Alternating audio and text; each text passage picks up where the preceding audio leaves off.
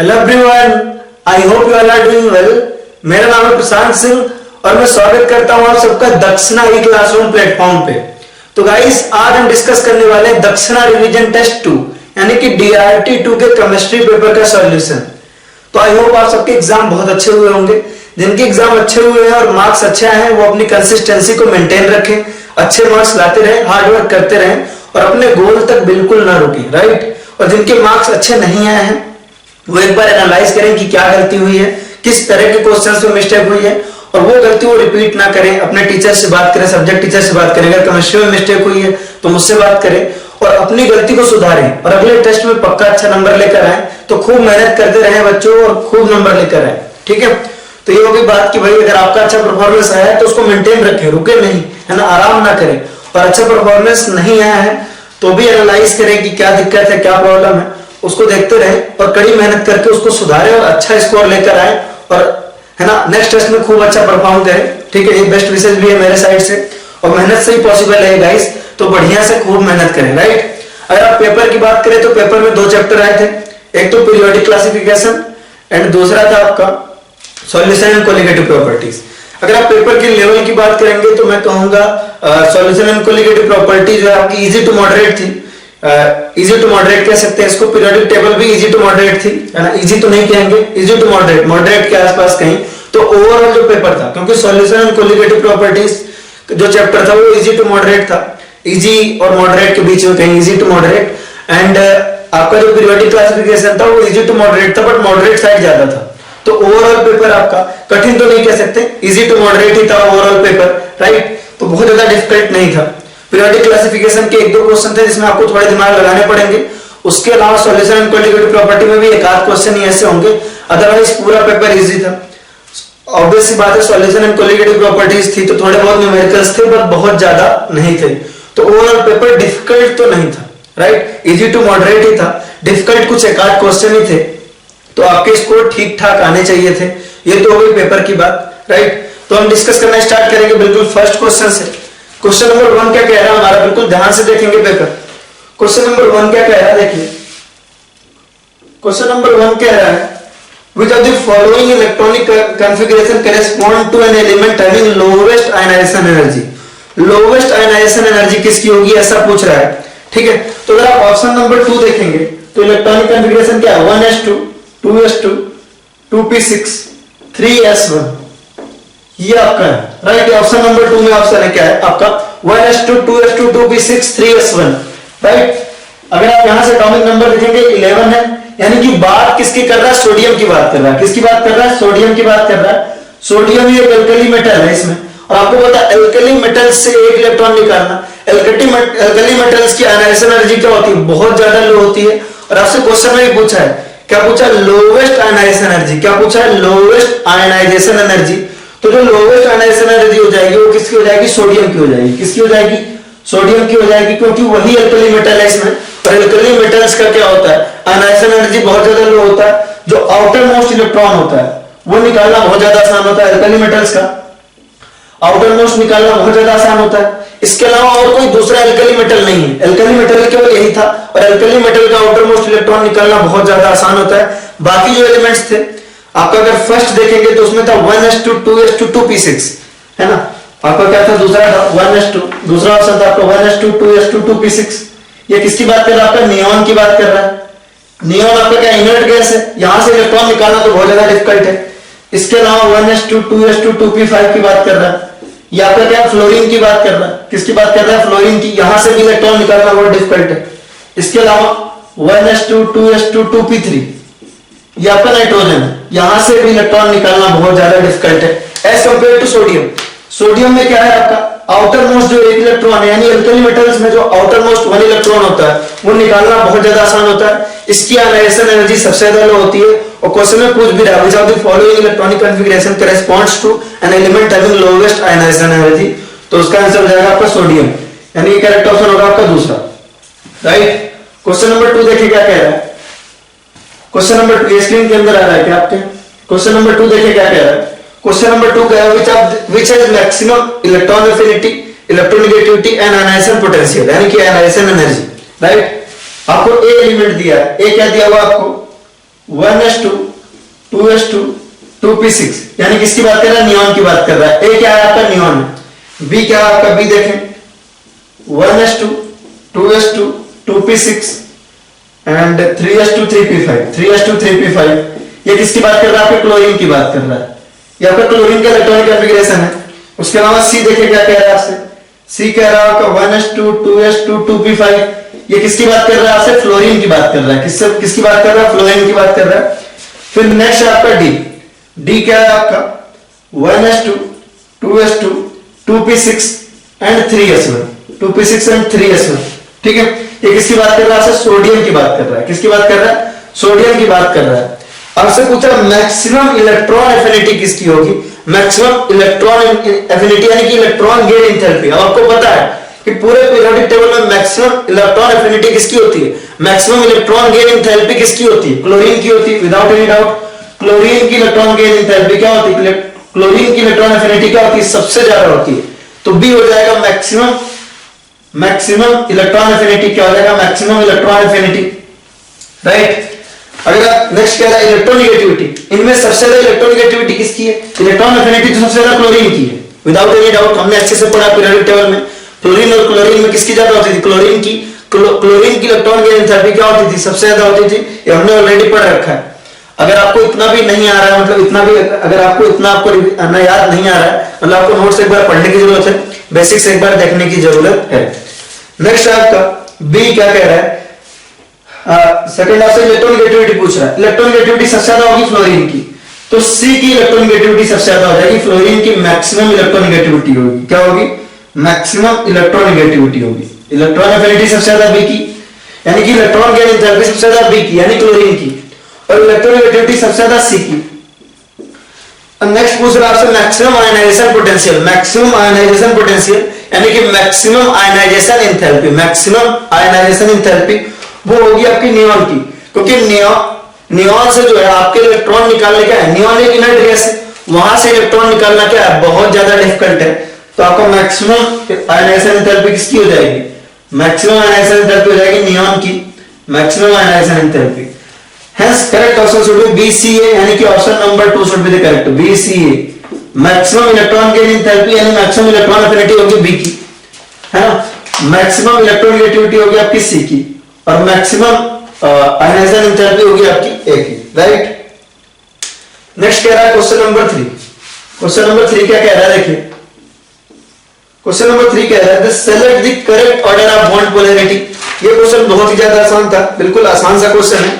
Correct order of bond polarity, ठीक है। तो बॉन्ड पोलैरिटी का करेक्ट ऑर्डर हो जाएगा आपका, देखिए ऑप्शन नंबर 2 में देखिए कार्बन कार्बन बॉन्ड है, नाइट्रोजन नाइट्रोजन बॉन्ड है, और ऑक्सीजन नाइट्रोजन बॉन्ड है, और ऑर्डर ये दिया हुआ है। बॉन्ड पोलैरिटी का करेक्ट ऑर्डर यही है। क्यों? क्योंकि पहली बात तो कार्बन कार्बन बॉन्ड है। कार्बन कार्बन बॉन्ड में दोनों एटम बिल्कुल सिमिलर है ना। दोनों एटम क्या बिल्कुल सिमिलर है, ये कार्बन है, ठीक है। दोनों एटम बिल्कुल सिमिलर है। कार्बन कार्बन सिंगल बॉन्ड है, इनमें कोई भी पोलैरिटी नहीं होगी, नॉन पोलर बॉन्ड होगा। क्या होगा आपका? नॉन पोलर बॉन्ड होगा, क्योंकि दोनों एटम सेम है, राइट। अगर आप नाइट्रोजन नाइट्रोजन में देखेंगे और ऑक्सीजन नाइट्रोजन में देखेंगे तो डिफरेंस ऑफ इलेक्ट्रोनेगेटिविटी क्या है? हाइड्रोजन दोनों में सेम है, हाइड्रोजन दोनों में सेम है। ऑक्सीजन और नाइट्रोजन में ज्यादा इलेक्ट्रोनेगेटिव कौन है? ऑक्सीजन और ऑक्सीजन और नाइट्रोजन में ज्यादा इलेक्ट्रोनेगेटिव कौन है? ऑक्सीजन ज्यादा इलेक्ट्रोनेगेटिव है। ऑक्सीजन और नाइट्रोजन में ज्यादा इलेक्ट्रोनेगेटिव कौन है? ऑक्सीजन ज्यादा इलेक्ट्रोनेगेटिव है, यानी कि डिफरेंस ऑफ इलेक्ट्रोनेगेटिविटी कहां ज्यादा होगी? ऑक्सीजन नाइट्रोजन में होगी। तो यहां पे क्या है? डिफरेंस इन इलेक्ट्रोनेगेटिविटी ज्यादा है। Difference in electronegativity, difference in electronegativity क्या है? यहां पर ज्यादा है, और यहां पर डिफरेंस ऑफ इलेक्ट्रोनेगेटिविटी कम है। तो पोलैरिटी कहां ज्यादा होगी? अगर डिफरेंस इन इलेक्ट्रोनेगेटिविटी ज्यादा है यानी कि पोलैरिटी ज्यादा होगी, तो OH बॉन्ड की पोलैरिटी ज्यादा होगी as compare to NH bond. फिर आपका CC बॉन्ड हो जाएगा, यानी कि यही करेक्ट आंसर हो जाएगा। आपका करेक्ट आंसर होगा आपका option number 2, right. Question number 4 क्या कह रहा है आपसे? क्वेश्चन नंबर 4 कह रहा है which of the following order is incorrect? Incorrect बोल रहा है आपसे, incorrect regarding the properties given in the bracket. अगर आप बाकी सबको देखेंगे, है ना, बाकी सारे ऑप्शंस को देखेंगे तो आपको सही मिलेगा। अगर बाकी सारे ऑप्शंस में कहीं भी आपको दिक्कत है तो उसको जरूर पूछिए। लेकिन सेकंड ऑप्शन देखिए, सेकंड ऑप्शन में क्या कह रहा है आपसे? यूरोपियम है, गैडोलियम है ना, सेरियम है और प्रोमेथियम, ठीक है, PR। EU, GD, C and PR, ठीक है। इनकी स्पिन ओनली मैग्नेटिक मोमेंट की बात कर रहा है कि मैग्नेटिक मोमेंट का ऑर्डर ये होगा, मैग्नेटिक मोमेंट का ऑर्डर ये दिया हुआ है और ये ऑप्शन गलत है। क्यों? क्योंकि अगर आप इलेक्ट्रॉनिक कॉन्फ़िगरेशन लिखें, है ना, अगर आप इलेक्ट्रॉनिक कॉन्फ़िगरेशन लिखें, यूरोपियम का क्या हो जाएगा 6s2 4s7, गैडोलियम का क्या हो जाएगा GD का हो जाएगा आपका 6s2 5d1 एंड आपका क्या हो जाएगा 4f7। उसके अलावा अगर आप स्टेरियम का लिखे CE का लिखे तो आपको होगा 6s2 5d1 4f1। उसके बाद से आप PR का लिखे तो आपको जाएगा 6s2 4f3। इनका जो इलेक्ट्रॉनिक कॉन्फ़िगरेशन वैसे तो याद करना मुश्किल है, लेकिन मैंने आपको जब DNF की एक्स्ट्रा क्लास ली थी, DNF ब्लॉक की एक्स्ट्रा क्लास ली थी, तो मैंने इसको याद करने का एक शानदार ट्रिक बताया था कि आप कैसे इलेक्ट्रॉनिक कॉन्फ़िगरेशन याद रखेंगे। और जो पूछे जाने के चांसेस कम है, लेकिन एग्जामिनर ने पूछा है, देखिए यहाँ पे। तो अगर इस एग्जाम ये एग्जामिनर आपसे पूछ सकता है तो दूसरा एग्जामिनर भी आपसे एक क्वेश्चन पूछ सकता है, याद रखें, है ना।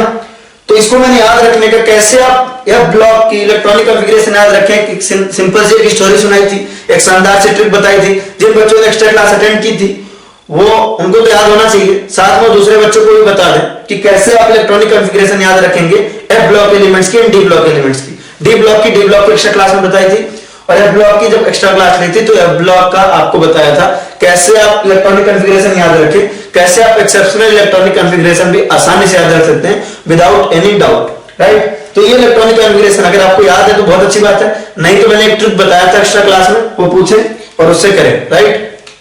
तो ध्यान दें, अगर आप अनपेयर्ड इलेक्ट्रॉन देखेंगे तो 4f7 में कितने अनपेयर्ड इलेक्ट्रॉन है, 7 अनपेयर्ड इलेक्ट्रॉन है। 4f7 कैसा होगा आपका 1 2 3 4 5 6 7। 4f7 कैसा है आपका, इस तरह का 1 electron 2 electron 3 electron 4 5 6 7 unpaired electron है। यहां पे कितने अनपेयर्ड इलेक्ट्रॉन है 7 अनपेयर्ड इलेक्ट्रॉन, 7 अनपेयर्ड इलेक्ट्रॉन है। यहां पे कितने अनपेयर्ड इलेक्ट्रॉन है 7 इलेक्ट्रॉन तो f में अनपेयर्ड है और ये कहां है आपके डी में, तो टोटल 8 अनपेयर्ड इलेक्ट्रॉन हो गया, 8 अनपेयर्ड इलेक्ट्रॉन हो गया। यहां पे 7 यहां पे 8, अनपेयर्ड इलेक्ट्रॉन ज्यादा मैग्नेटिक मोमेंट ज्यादा, तो यही ऑर्डर गलत हो गया, मैग्नेटिक मोमेंट का ही ऑर्डर दिया हुआ है। तो यूरोपियम का गैडोलियम से क्या ज्यादा दिया हुआ है, यूरोपियम का क्या दिया हुआ है गैडोलियम से ज्यादा दिया हुआ है, जबकि यूरोपियम के पास 7 अनपेयर्ड इलेक्ट्रॉन आ रहे हैं और गैडोलियम के पास 8 अनपेयर्ड इलेक्ट्रॉन आ रहे हैं, 7 अनपेयर्ड इलेक्ट्रॉन और 8 अनपेयर्ड इलेक्ट्रॉन, तो ऑफ कोर्स गैडोलियम का ज्यादा होना चाहिए, तो ये भी ऑर्डर आपका गलत है। और आप देखिए यहाँ पे सेरियम और प्रोमेथियम सी और पीआर में देखिए, यहाँ पे आपके 2 अनपेयर्ड इलेक्ट्रॉन दिख रहे हैं मुझे, एक एफ में एक डी में, और यहाँ पे 3 अनपेयर्ड इलेक्ट्रॉन दिख रहे हैं। तो यहाँ देखिए आपके 2 अनपेयर्ड इलेक्ट्रॉन, यहाँ पे 3, ये वाला ऑर्डर भी गलत है, यहाँ पर भी ऑर्डर गलत है और यहाँ पर भी ऑर्डर गलत है। आपके 7 इलेक्ट्रॉन है, यहाँ पे 8 इलेक्ट्रॉन है, 8 इलेक्ट्रॉन अगर अनपेयर्ड है तो उसका मैग्नेटिक मोमेंट ज्यादा होगा, यहाँ पे आपके 3 इलेक्ट्रॉन अनपेयर्ड है तो उसका 2 से ज्यादा होगा, तो ये ऑर्डर गलत है। बाकी सारे ही सही है ना, एनी फॉर्म में आपके एस ब्लॉक पी ब्लॉक में कहीं ना कहीं पढ़ाए गए हैं, तो उसको ध्यान रखें, ठीक है। और कोई भी डाउट हो तो जरूर पूछें, राइट। चलिए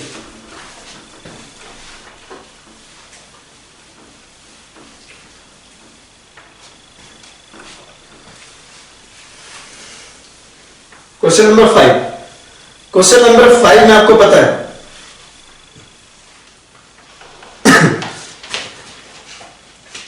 क्वेश्चन नंबर 5 में देखिए क्या कह रहा है।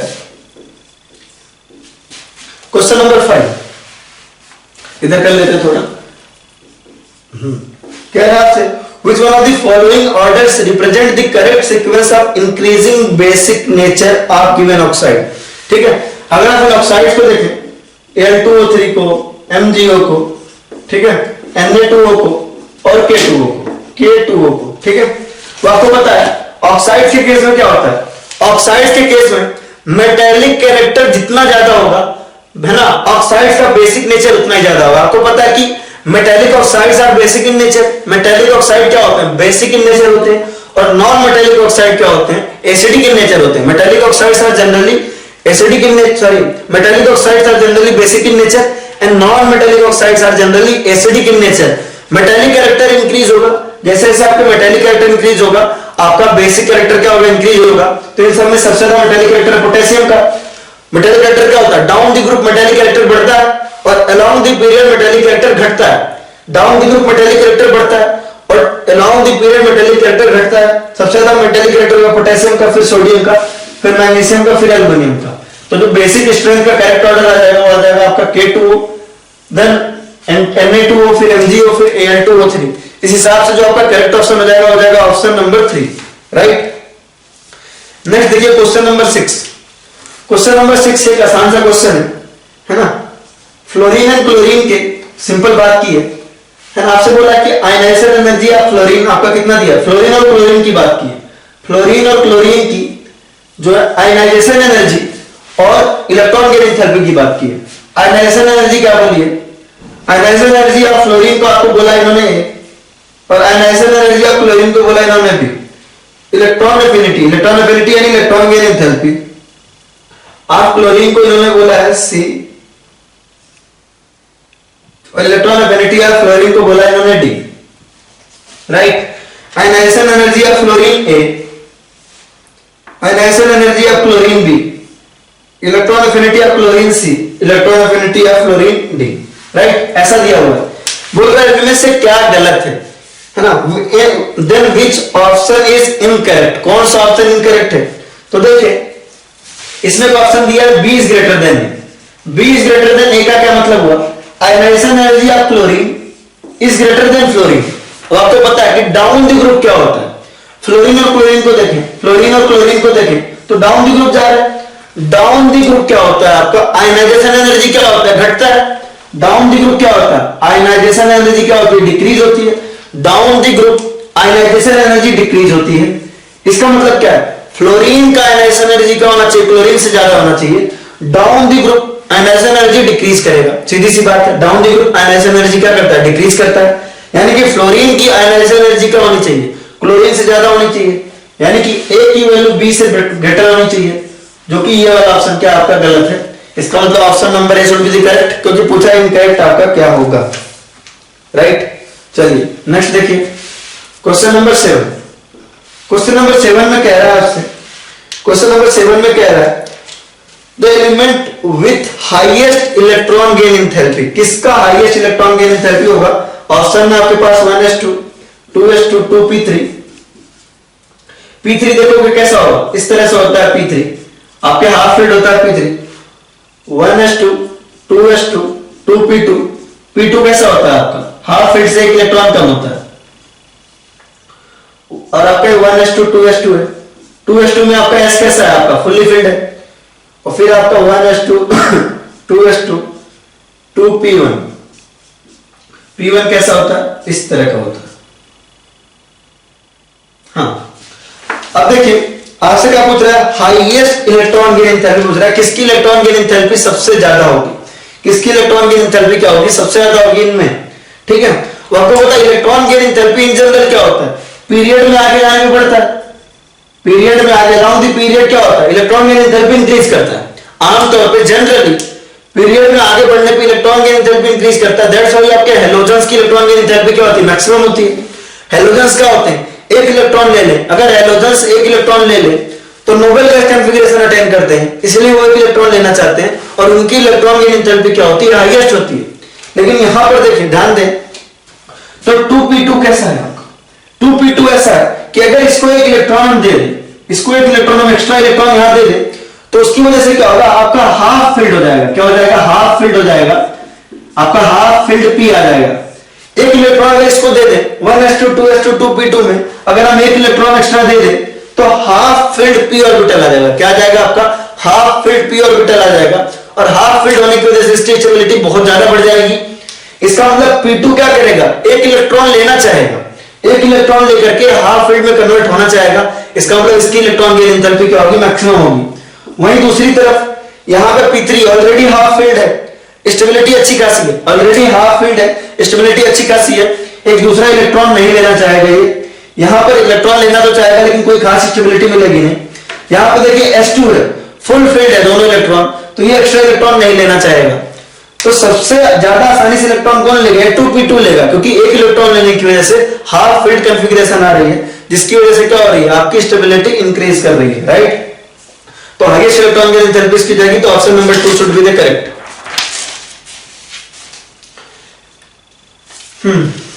नेक्स्ट देखिए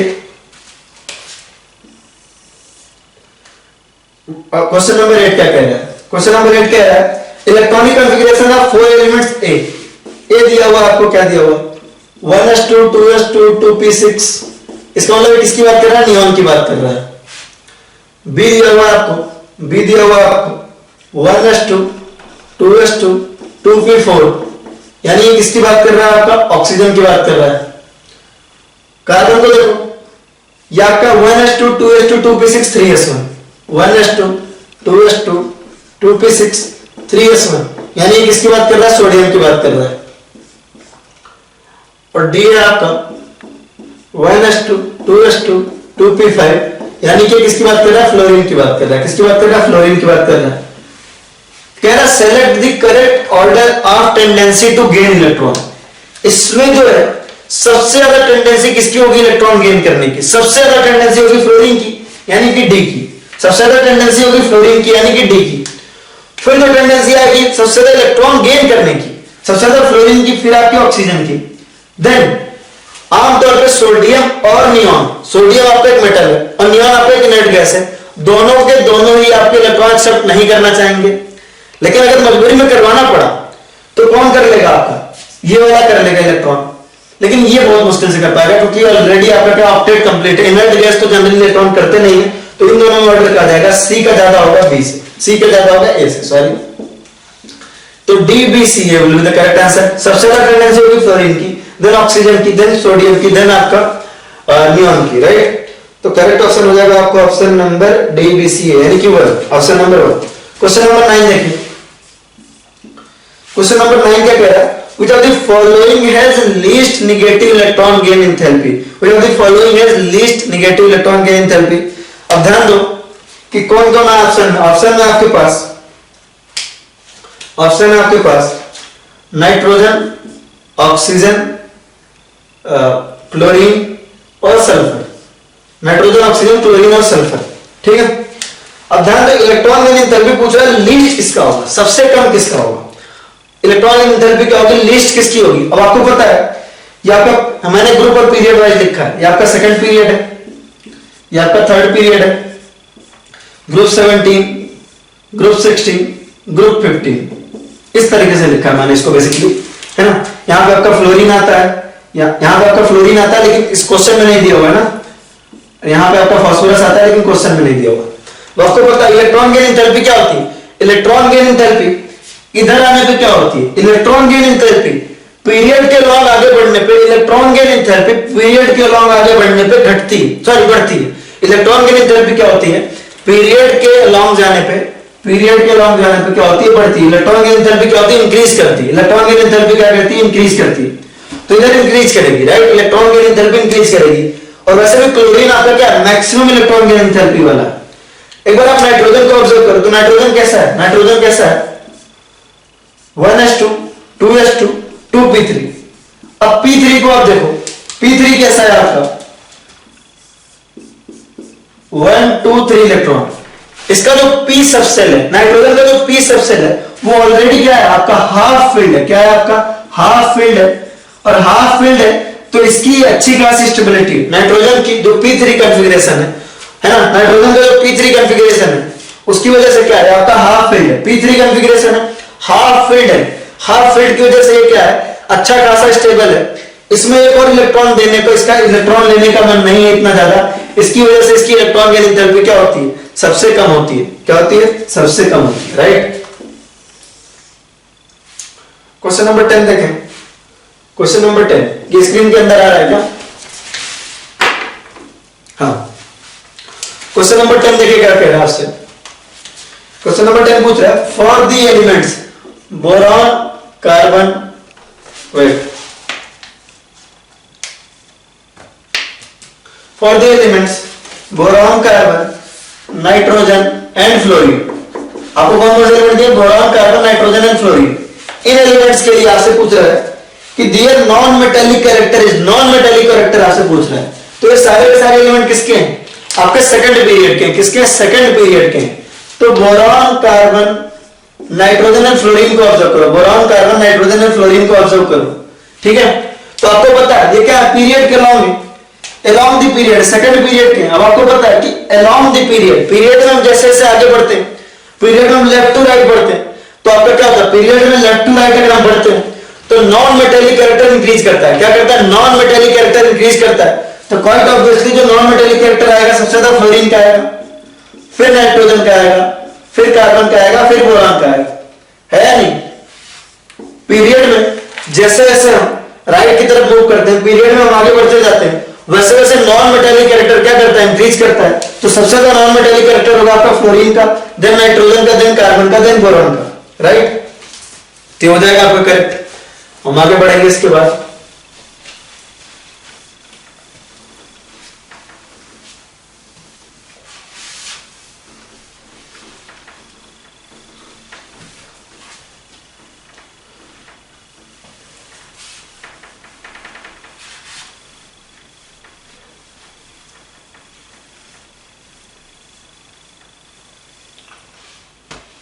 क्वेश्चन नंबर 11 में देखिए, क्वेश्चन नंबर 11 में क्या कह रहा है आपसे, in which of the following pairs of element, in which of the following pair of elements order of I1 and I2 is opposite. I1 और I2 का ऑर्डर क्या होगा, अपोजिट होगा, किसमें किसमें पूछ रहा है ऐसा। तो हम नाइट्रोजन को देखो और ऑक्सीजन को देखो। नाइट्रोजन का इलेक्ट्रॉनिक कॉन्फ़िगरेशन कैसा, 1s2 2s2 2p3, और ऑक्सीजन का इलेक्ट्रॉनिक कॉन्फ़िगरेशन कैसा आपका 1s2 2s2 2p4। अगर आप I1 की बात करो, अगर आप I1 की बात करो, आयनाइजेशन एंथैल्पी 1 की बात करो, तो सीधी सी बात है कि इलेक्ट्रॉन निकालना कहां से आसान है। ये सारी चीजें आपने पढ़ी हुई है। इलेक्ट्रॉन निकालना कहां से आसान है, 2p4 से आसान है। क्यों, क्योंकि p3 क्या है आपका, p3 ज्यादा सिमेट्रिकल है। p3 क्या आपका हाफ फील्ड है ना, p3 हाफ फील्ड है आपका। हाफ फील्ड की वजह से इसकी स्टेबिलिटी ज्यादा है, हाफ फील्ड की वजह से इसकी स्टेबिलिटी ज्यादा है यहां पे। तो आयनाइजेशन एनर्जी 1 की बात करोगे तो p3, क्योंकि ये हाफ फील्ड है तो यहां से इलेक्ट्रॉन निकालना क्या है, डिफिकल्ट होगा, इलेक्ट्रॉन निकालना डिफिकल्ट होगा। तो आयनाइजेशन एनर्जी 1 जो है नाइट्रोजन की ज्यादा होगी ऑक्सीजन से। आयनाइजेशन एनर्जी 2 की बात करो, जब हमने एक इलेक्ट्रॉन निकाल लिया, जब हमने एक इलेक्ट्रॉन निकाल लिया तो इसका इलेक्ट्रॉनिक कॉन्फ़िगरेशन कैसा रहेगा, 1s2 2s2 2p2 2p2। यहां से हमने इलेक्ट्रॉन निकाला तो क्या रहेगा 1s2 2s2 2p3, राइट। अगर आयनाइजेशन एनर्जी 2 की बात कर रहे हैं, एक इलेक्ट्रॉन निकालने के बाद की बात कर रहे हैं, आयनाइजेशन एनर्जी 2 की बात कर रहे हैं, तो एक इलेक्ट्रॉन निकालने के बाद हम ऑब्जर्व कर पा रहे हैं कि ऑक्सीजन आपका 2p3 कॉन्फ़िगरेशन हो गया। यहां पे आपका हाफ फील्ड कॉन्फ़िगरेशन आ गया, यहां पे आपका क्या आ गया, हाफ फील्ड कॉन्फ़िगरेशन आ गया। अगर आप आयनाइजेशन एनर्जी 2 की बात करोगे, आयनाइजेशन एनर्जी 2 की बात करोगे तो ऑक्सीजन का ज्यादा होगा नाइट्रोजन से, तो अपोजिट हो गया। I2 की बात करेंगे तो ऑक्सीजन का ज्यादा हो जाएगा नाइट्रोजन से, तो अपोजिट हो गया। देखो I1 था आपका नाइट्रोजन का ज्यादा ऑक्सीजन से, और I2 था आपका ऑक्सीजन का नाइट्रोजन से ज्यादा।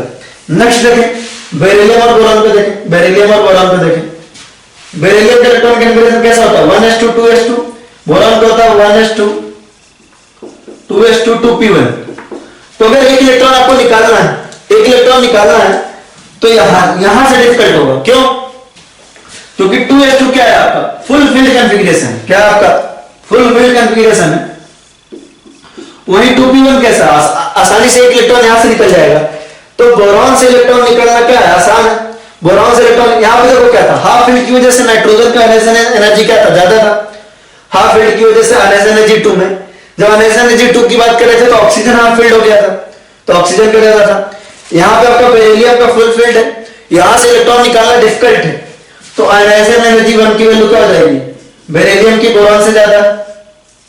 अगर आप आयनाइजेशन एनर्जी 2 की बात कर रहे हो, यानी कि एक इलेक्ट्रॉन निकालने के बाद ये किस में कन्वर्ट हो जाएगा आपका 1s2 2s2 2s1 में, और ये किस में कन्वर्ट हो जाएगा आपका 1s2 2s2 में, ठीक है। अब क्या होगा, s में एक इलेक्ट्रॉन है, ये निकालना आसान है, लेकिन फुल फील्ड है, यहां पे s में 2 इलेक्ट्रॉन है, तो यहां से इलेक्ट्रॉन निकालना क्या है, डिफिकल्ट है। यहां से इलेक्ट्रॉन निकालना डिफिकल्ट हो रहा है बोरॉन से, ठीक है। तो सेकंड आयनाइजेशन एनर्जी की बात कर रहे हैं, क्योंकि एक इलेक्ट्रॉन हमने यहां से निकाल लिया, सेकंड आयनाइजेशन एनर्जी जो होगी वो बोरॉन की ज्यादा होगी, किससे, बेरिलियम से।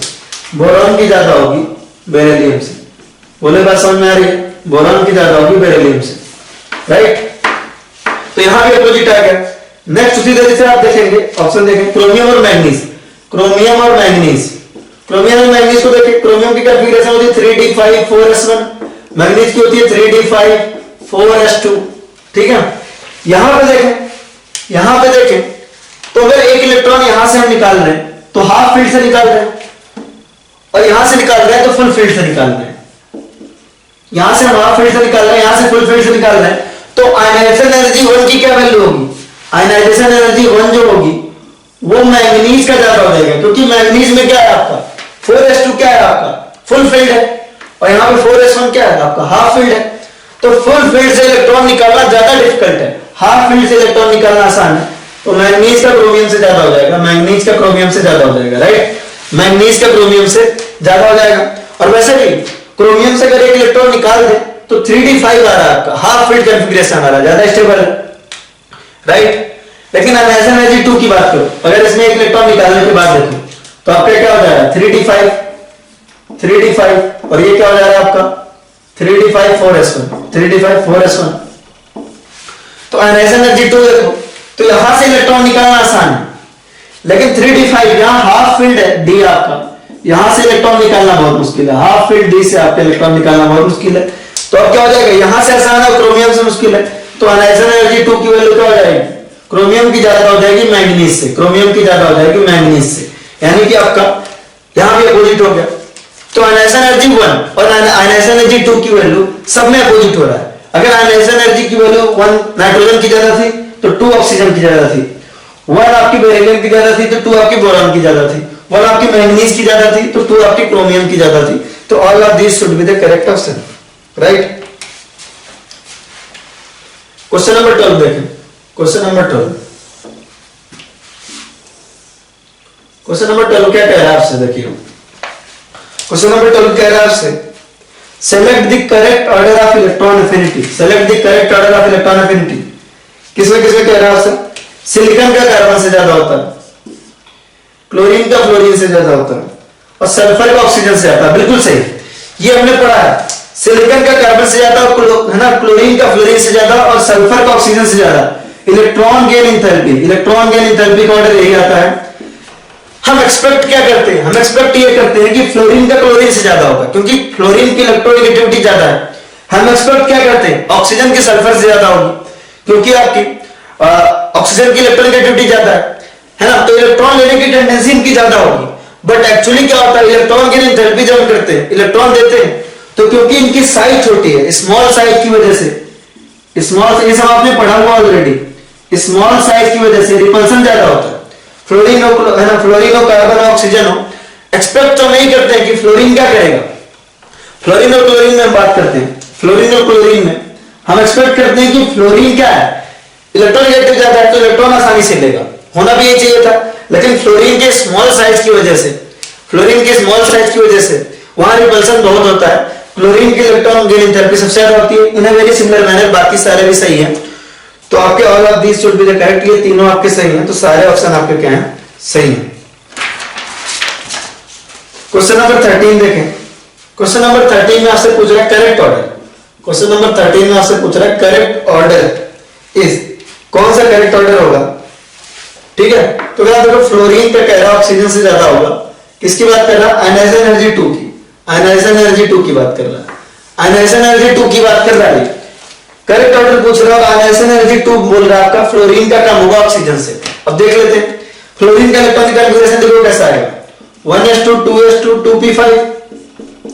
ऑक्सीजन के लिए तो कैसा आएगा, 1s2 2s2 2p4, क्या आएगा आपका 2p4। क्योंकि आपसे बात कर रहा है आयनाइजेशन एनर्जी 2 की, किसकी बात कर रहा है, आयनाइजेशन एनर्जी 2 की। तो आयनाइजेशन एनर्जी 2 के लिए आप क्या करोगे, एक इलेक्ट्रॉन ऑलरेडी निकाल लोगे, इसमें से एक इलेक्ट्रॉन निकालोगे।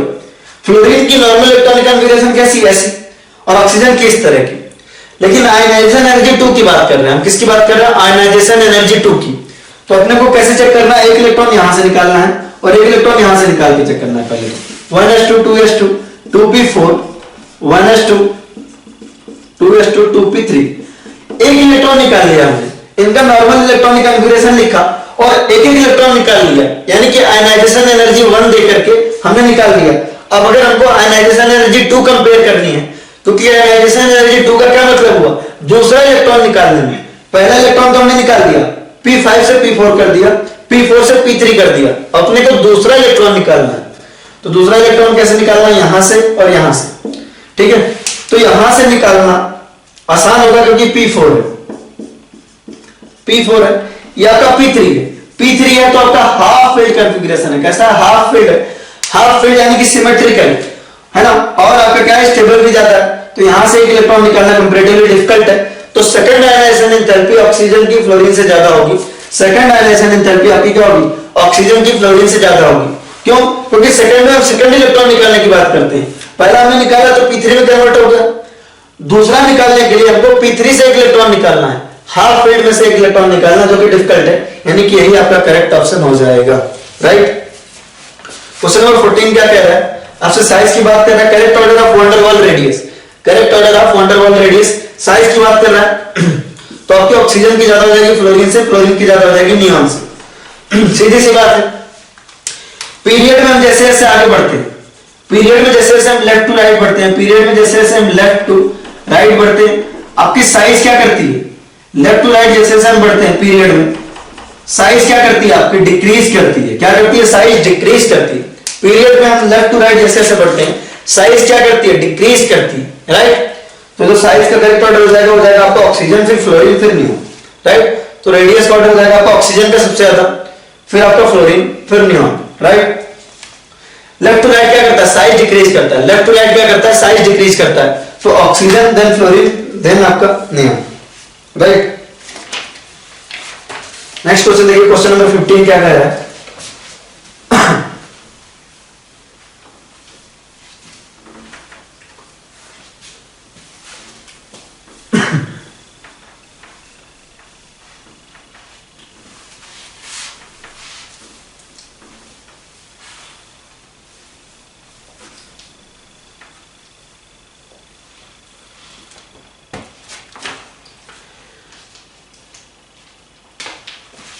क्वेश्चन नंबर 15,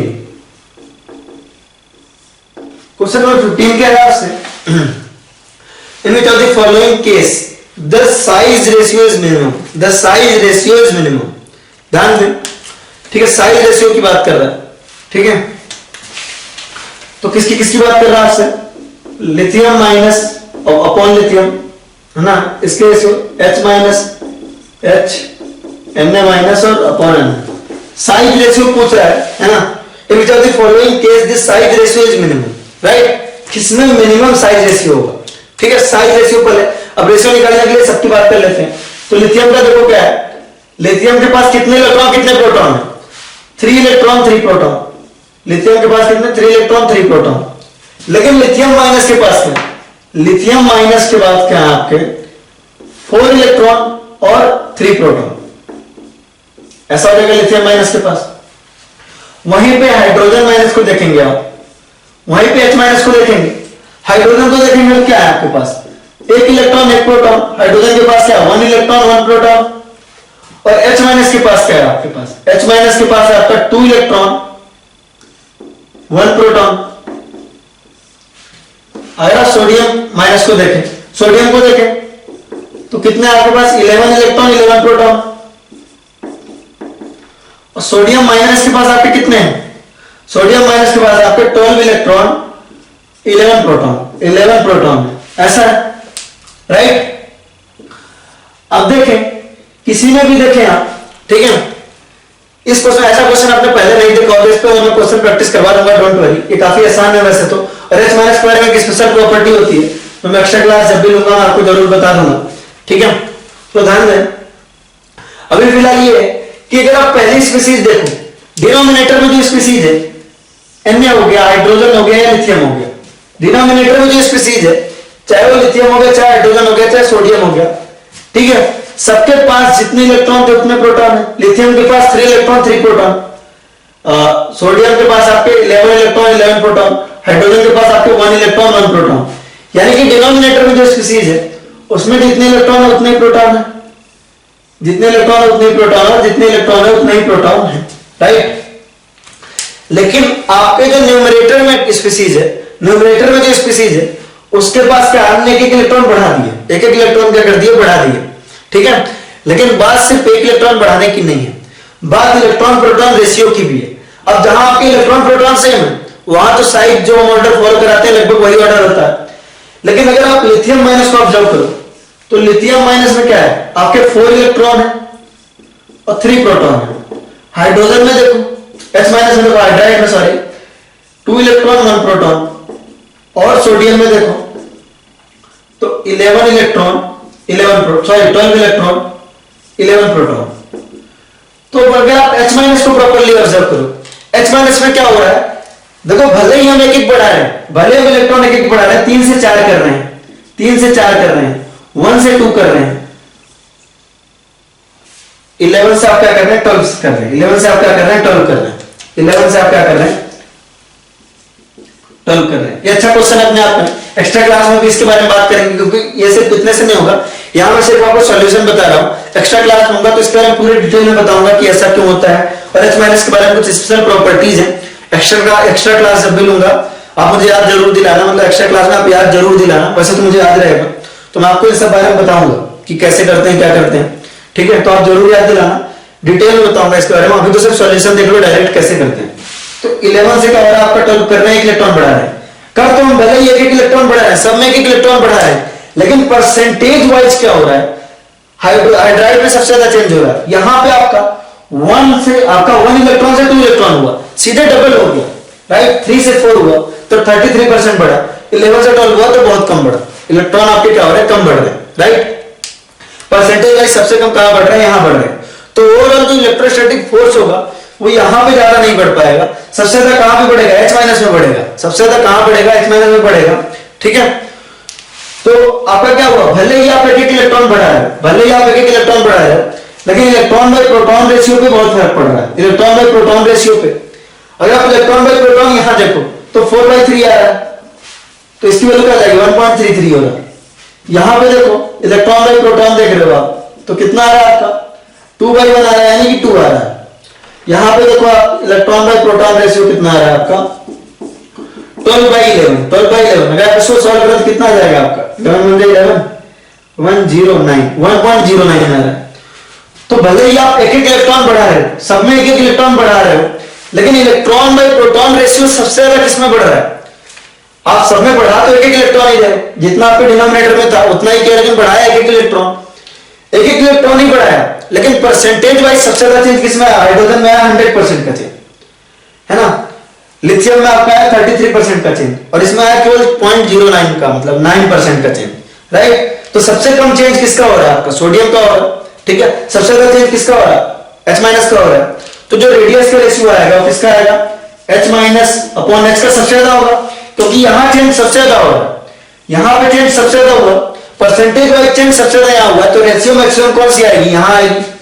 फिर आपका आएगा लिथियम माइनस लिथियम, फिर आपका आएगा Na+,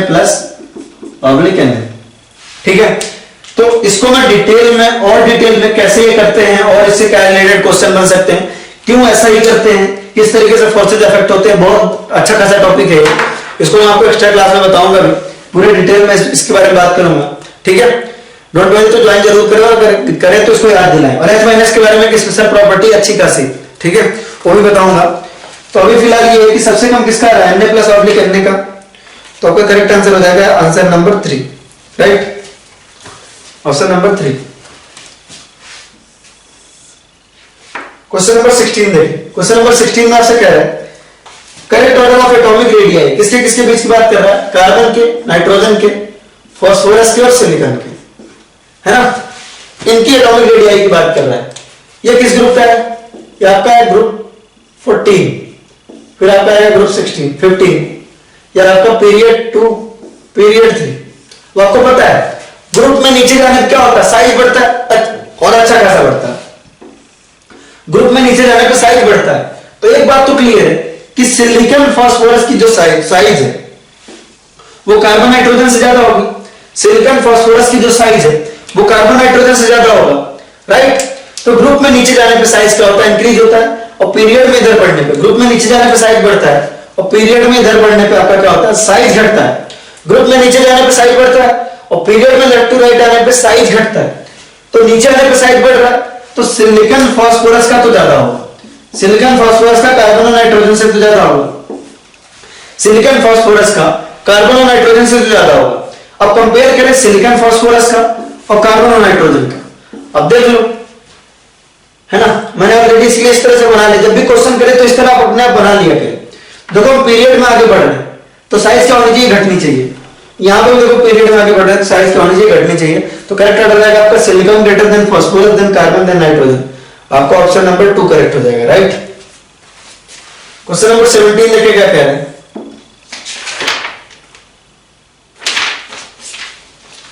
क्वेश्चन नंबर 17 क्या है, ठीक है, आपको डिस्टेंस दी हुई है, बॉन्ड लेंथ दी हुई है, कार्बन फ्लोरीन बॉन्ड की बॉन्ड लेंथ दी हुई है 1.2 एंगस्ट्रॉम। कार्बन फ्लोरीन बॉन्ड की दी हुई है आपको length 1.2 angstrom. Silicon fluorine bond की दी हुई है आपको 3.2 एंगस्ट्रॉम। कार्बन सिलिकॉन बॉन्ड की दी हुई है आपको 3.2 एंगस्ट्रॉम। आपसे पूछ रहा है रेडियस ऑफ फ्लोरीन क्या होगा। अच्छा क्वेश्चन है ये काफी। इलेक्ट्रोनेगेटिविटी को नेग्लिजिबल मानने को कहा है।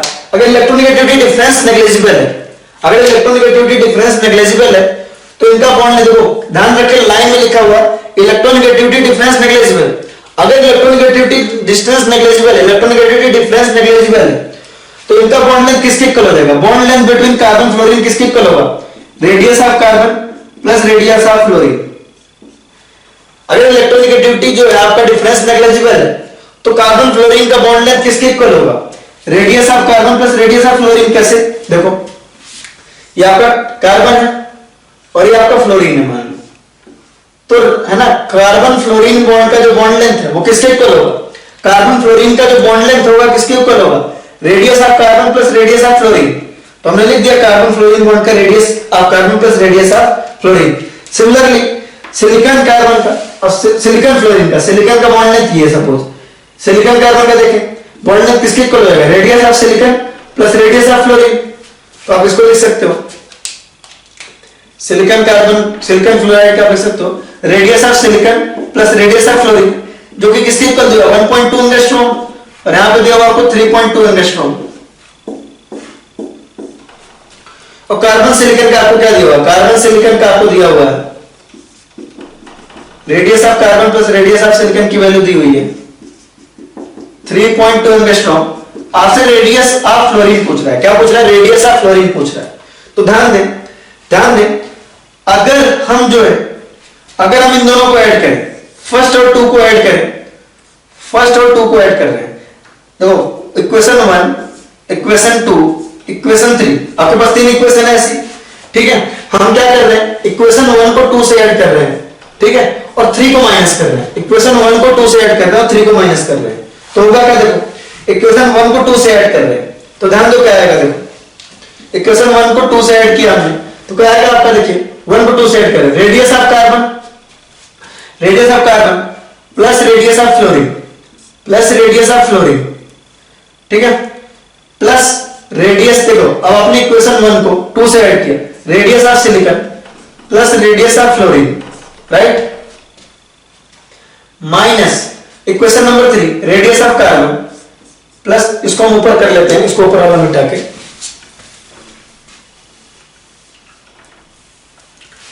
इक्वेशन 1 को 2 में ऐड कर रहे हैं और 3 को घटा रहे हैं, तो इक्वेशन 1 क्या आता है, radius of carbon plus radius of fluorine, और 2 को ऐड कर रहे हैं, radius of silicon plus radius of fluorine, और 3 को माइनस कर रहे हैं, radius of carbon plus radius of silicon, ठीक है, ऐसा हमने माइनस किया, इज इक्वल टू 1 और 2 को ऐड कर रहे हैं, तो 1 प्लस 1.2 प्लस 3.2.8 है, नहीं सर 2.8 है, सॉरी मैंने गलत लिखा है, यहाँ पे 2.8 है, 2.8 एंगस्ट्रॉम, 1.2 प्लस 2.8 एंगस्ट्रॉम माइनस 3.2। मैंने ऐसा ही क्यों किया, 1 को 2 से ऐड किया और 3 को घटाया, क्यों, क्योंकि 1 को 2 के ऐड करने के बाद आपको ये और ये एडिशन में मिल जाएगा और ये एडिशन में मिल जाएगा, लेकिन अगर आप 3 को घटाएंगे तो 3 घटाने से 3 डिक्रीज करने से ये दोनों कैंसिल आउट हो जाएंगे, केवल रेडियस ऑफ फ्लोरीन बचेगा।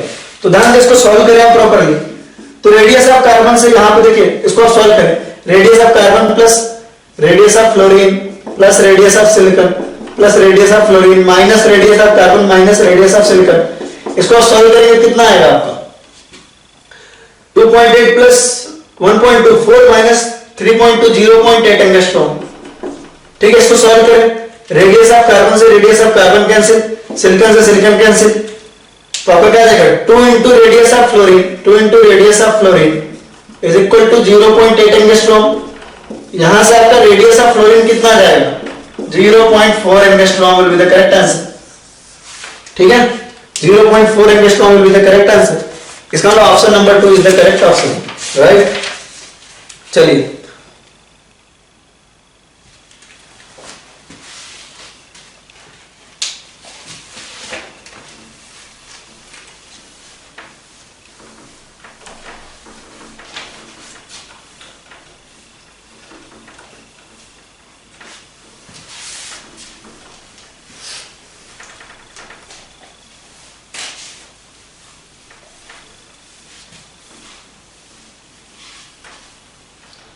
नेक्स्ट देखें क्वेश्चन नंबर 18।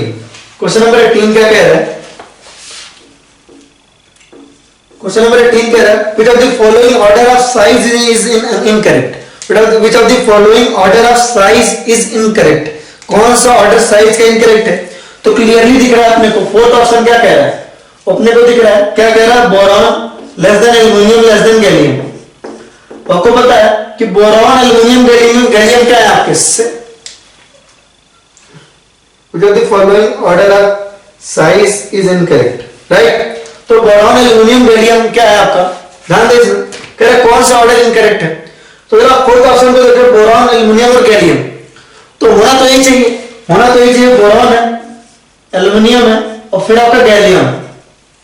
आपका क्या होता है down the group size increase करता है, डाउन द ग्रुप क्या होता है साइज इंक्रीज करता है, डाउन द ग्रुप आपका क्या होता है साइज इंक्रीज करता है, राइट। तो यही ऑर्डर होना चाहिए था, गैलियम का ज्यादा होना चाहिए था एल्युमिनियम से और एल्युमिनियम का ज्यादा होना चाहिए था बोरॉन से, ठीक है। लेकिन होता क्या है डी ऑर्बिटल इंट्रोडक्शन की वजह से, poor shielding of D electron की वजह से, ये सब पढ़ाया गया आपको, नहीं पढ़ाया गया नोट्स देखिए, क्योंकि यहाँ क्वेश्चन सॉल्व कराते टाइम पढ़ाने का टाइम तो नहीं रहता है, आपको सिर्फ बता सकते हैं कि आप नोट्स में कहां से रेफर करें। तो आप देखें यहाँ गैलियम में क्या होता है poor shielding of D electron की वजह से, poor shielding of D electron की वजह से, poor shielding of D electron की वजह से इसकी साइज कम हो जाती है, इसकी साइज क्या हो जाती है कम हो जाती है। तो बोरॉन के बाद है ना, बोरॉन के बाद जो आपका साइज आता है ना, गैलियम की साइज कम हो जाती है, उसके बाद आपका साइज आता है एल्युमिनियम का। तो बोरॉन एल्युमिनियम और गैलियम में जो साइज का ऑर्डर आता है गैलियम का इधर आता है, एल्युमिनियम का क्या आता है ज्यादा आता है। तो बोरॉन एल्युमिनियम गैलियम में एक्सपेक्टेड तो यही था, एक्सपेक्टेड यही था कि ऑर्डर यही होगा, क्योंकि डाउन दी ग्रुप क्या होता है आपका साइज बढ़ता है, डाउन दी ग्रुप क्या होता है साइज बढ़ता है। तो एक्सपेक्टेड ऑर्डर तो यही है कि गैलियम का एल्युमिनियम से ज्यादा होगा, एल्युमिनियम का बोरॉन से ज्यादा होगा। बट एल्युमिनियम और गैलियम में एल्युमिनियम की साइज ज्यादा होती है, क्योंकि आपका क्या होता है गैलियम में डी ऑर्बिटल आ जाता है और डी ऑर्बिटल के पुअर शिल्डिंग की वजह से गैलियम की साइज एल्युमिनियम से कम रह जाती है, और इसको आपको याद रखना है, राइट। नेक्स्ट देखें क्वेश्चन नंबर 19। क्वेश्चन नंबर 19 में देखें आपसे पूछ रहा है इलेक्ट्रॉनिक कॉन्फ़िगरेशन ऑफ यूएपीएम है ना, जीटी गैडोलियम एंड टीबी। आपसे इसका जो है इलेक्ट्रॉनिक कॉन्फ़िगरेशन पूछ रहा है, यूरोपियन गैडोलियम एंड टीबी का इलेक्ट्रॉनिक कॉन्फ़िगरेशन पूछ रहा है। मैंने आपको इलेक्ट्रॉनिक कॉन्फ़िगरेशन इनका याद रखने का ट्रिक बताया हुआ है क्लास में, एक्स्ट्रा क्लास में। जो बच्चे एक्स्ट्रा क्लास में थे उनको ट्रिक पता है, और जो बच्चे नहीं थे प्लीज आप उनसे पूछ लें, आप लोग भी हेल्प कर दे। जो बच्चे एक्स्ट्रा क्लास में थे बाकी बच्चों को बता दो, अगर किसी को नहीं पता चलता तो बड़ा मुझसे पूछ सकता है कि इनकी सबकी इलेक्ट्रॉनिक कॉन्फ़िगरेशन याद करने की मैंने ट्रिक बताई हुई है। तो ऑप्शन नंबर 3 आपका करेक्ट है। ऑप्शन नंबर 3 क्या कह रहा है आपका जो करेक्ट है वो कह रहा है xenon 6s2। Option number 3 6s2 5d0 और 4f7। ये किसका होता है यूरोपियन का होता है, यूवी का होता है। नेक्स्ट आपका है गैडोलियम का क्या होता है 6s2 5d1 4f7। टीबी का होता है ना आपका क्या होता है जिनॉन 6s2 5d0 और 4f9। तो इसको मैंने याद करने का तरीका बता रखा है, ठीक है, कि कैसे इलेक्ट्रॉनिक कॉन्फ़िगरेशन याद रखें। तो आपको याद रखना उस तरीके से, और जिसको तरीका नहीं मालूम मुझसे पूछ लेगा, मैं आपको बता दूंगा कि कैसे इसको याद रख सकते हैं। तो option number 3 should be the correct option, right. Question number 20 क्या कह रहा है देखिए, क्वेश्चन नंबर 20 क्या कह रहा है,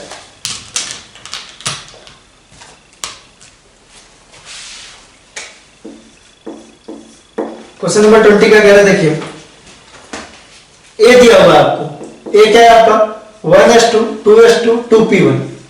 यानी कि किसकी बात कर रहा है, बोरॉन की बात कर रहा है। बी आपको दिया हुआ 1s2 2s2 2p6 3s2 3p1, यानी कि किसकी बात कर रहा है, एल्युमिनियम की बात कर रहा है।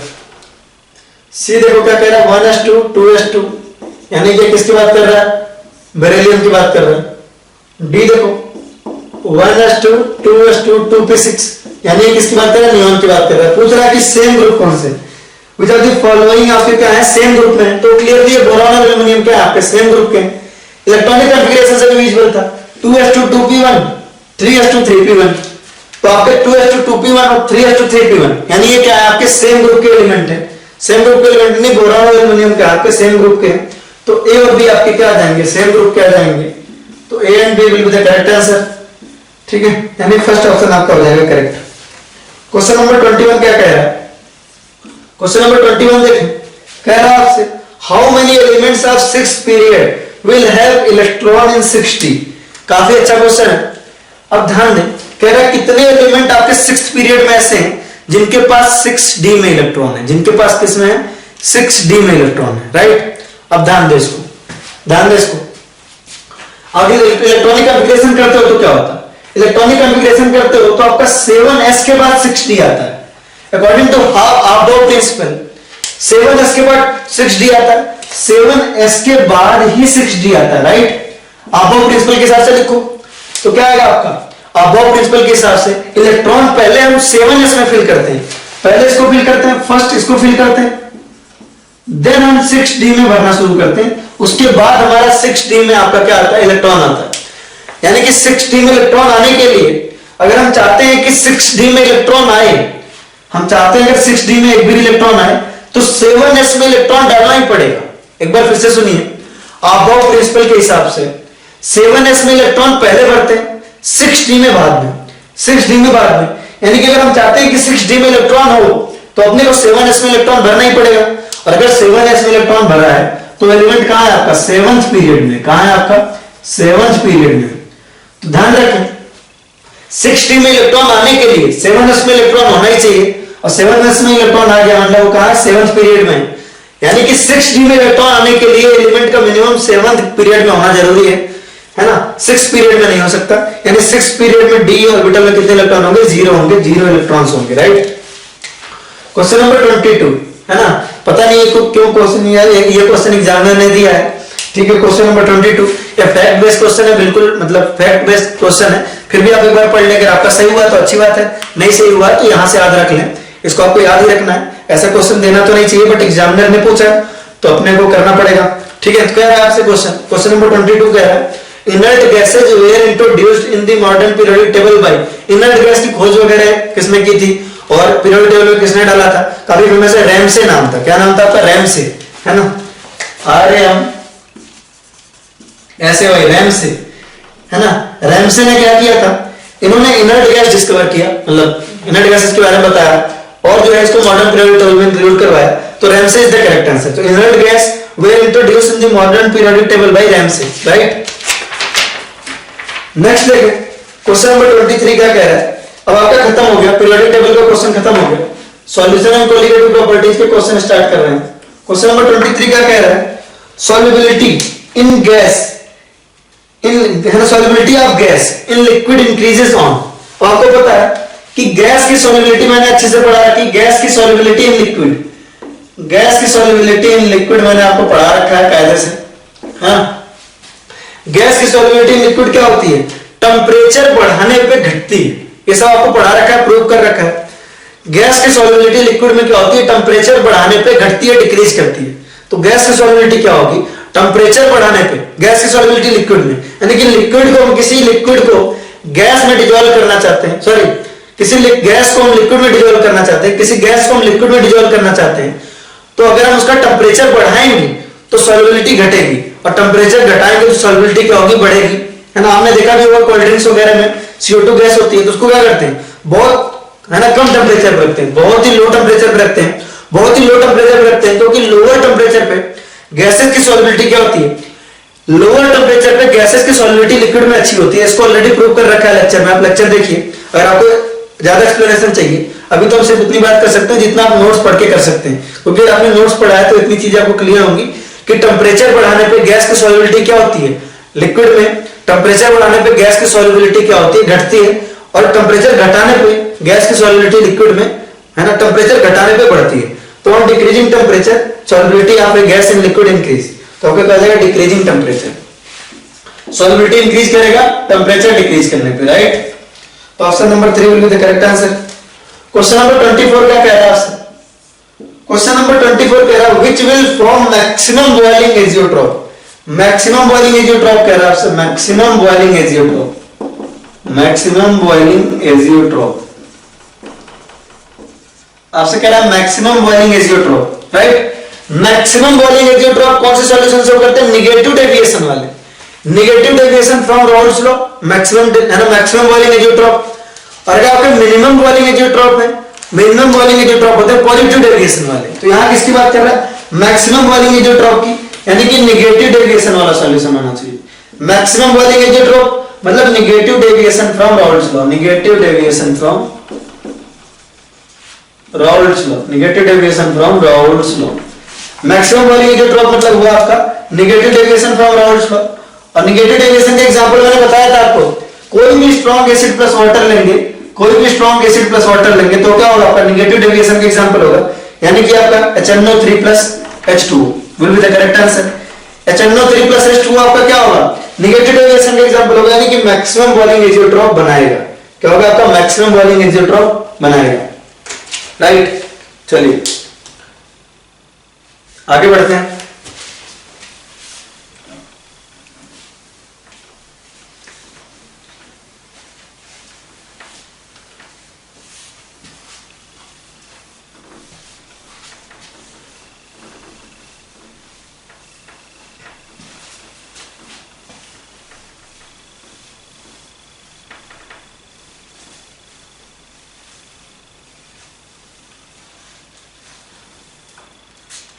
क्वेश्चन नंबर 25 क्या कह रहा है?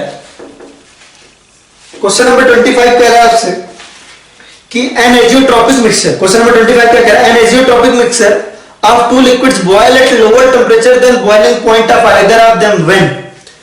अब देखो कह रहा है कि एजियोट्रॉपिक मिक्सचर है और जो मिक्सचर का बॉइलिंग पॉइंट है, एजियोट्रॉपिक मिक्सचर है और जो मिक्सचर का बॉइलिंग पॉइंट है वो दोनों से कम है। एजियोट्रॉपिक मिक्सचर है और जो मिक्सचर का बॉइलिंग पॉइंट है वो दोनों के इंडिविजुअल बॉइलिंग पॉइंट से कम है, यानी कि किसकी बात कर रहा है? मिनिमम बॉइलिंग एजियोट्रॉप की बात कर रहा है, मिनिमम बॉइलिंग एजियोट्रॉप की। और मिनिमम बॉइलिंग एजियोट्रॉप कौन से सॉल्यूशन शो करते हैं? आपके पॉजिटिव डेविएशन वाले। कौन से? पॉजिटिव डेविएशन वाले। तो आपका कहा source deviation from, positive deviation from Raoult's law, positive deviation, यानी कि आपका ऑप्शन नंबर 4 करेक्ट होगा, positive deviation from Raoult's law. Positive deviation दिखाएगा, राउल्स लॉ से क्या दिखाएगा? आपका पॉजिटिव डेविएशन दिखाएगा, राउल्स लॉ से पॉजिटिव डेविएशन दिखाएगा। क्वेश्चन नंबर 26 देखो, क्वेश्चन नंबर 26 देखो, कह रहा following pair of solution are in contact by semi permeable membrane in which case the phenomenon of osmosis will take place. आपको पता है कि अगर ऑस्मोटिक प्रेशर इक्वल होगा, ऑस्मोटिक प्रेशर इक्वल होगा, ठीक है, तो ऑस्मोसिस नहीं होगी। अगर ऑस्मोटिक प्रेशर इक्वल होगा तो ऑस्मोसिस नहीं होगी। अगर आपके ऑस्मोटिक प्रेशर क्या है? अनइक्वल है। ऑस्मोटिक प्रेशर क्या है आपका? अनइक्वल है, यानी कि कंसंट्रेशन डिफरेंस। बेसिकली क्या है आपका? दोनों में कंसंट्रेशन। ऑस्मोसिस होने के लिए क्या है? कंसंट्रेशन का डिफरेंस होना जरूरी है। अगर दोनों ही सॉल्यूशन का ऑस्मोटिक प्रेशर इक्वल है तो ऑस्मोसिस नहीं होगा। दोनों सॉल्यूशन का ऑस्मोटिक प्रेशर इक्वल है तो ऑस्मोसिस नहीं होगा। ऑस्मोटिक प्रेशर अगर अलग अलग है तो ऑस्मोसिस होगा, यानी कि कंसंट्रेशन डिफरेंस होना जरूरी है। कंसंट्रेशन डिफरेंस होना क्या है? जरूरी है। अब ध्यान रखें, पहला ऑप्शन देखें, 0.1 मोलर यूरिया है और 0.1 मोलर KCl।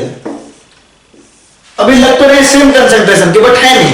क्यों नहीं है? ध्यान दो, ये आपका 0.1 मोलर यूरिया है। अब यूरिया क्या है आपका? डिसोसिएट नहीं होता है, तो यूरिया के लिए वांट ऑफ फैक्टर की वैल्यू 1 है।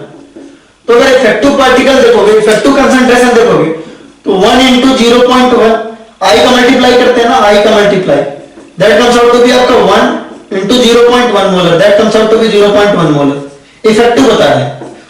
और वहीं पे KCl को देखो तो KCl एक स्ट्रॉन्ग इलेक्ट्रोलाइट है ना, KCl आपका क्या है, सॉल्ट है, स्ट्रॉन्ग इलेक्ट्रोलाइट है, इसके लिए वांट ऑफ फैक्टर की वैल्यू क्या होगी 2, आई की वैल्यू क्या हो जाएगी, इसके लिए वांट ऑफ फैक्टर की वैल्यू हो जाएगी 2, वांट ऑफ फैक्टर की वैल्यू हो जाएगी 2। तो इसका 0. इफेक्टिव पार्टिकल्स कितने होंगे, I into 0.1, I into 0.1, 2 into 0.1, that comes out to be 0.2 molar. तो ध्यान रखें दिखने में इनका कंसंट्रेशन सेम है, लेकिन I की वैल्यू क्या है, यूरिया डिसोसिएट नहीं होता है तो 1 है, और KCl डिसोसिएट होता है तो 2 है। मल्टीप्लाई किया तो इफेक्टिव कंसंट्रेशन यूरिया का कितना, 0.1, इफेक्टिव कंसंट्रेशन KCl का कितना है, 0.2, राइट, क्योंकि I का मल्टीप्लाई करेंगे तो कंसंट्रेशन डिफरेंस आएगा, तो यहां पे ऑस्मोसिस होगा। और क्वेश्चन में पूछ भी रहा था, following pair of the solution are in contact by semi permeable membrane, किस केस में आपका ऑस्मोसिस होगा, तो इस केस में होगा क्योंकि कंसंट्रेशन डिफरेंस है, बाकी किसी भी केस में नहीं होगा, राइट। नेक्स्ट क्वेश्चन देखिए, क्वेश्चन नंबर 27 क्या कह रहा है,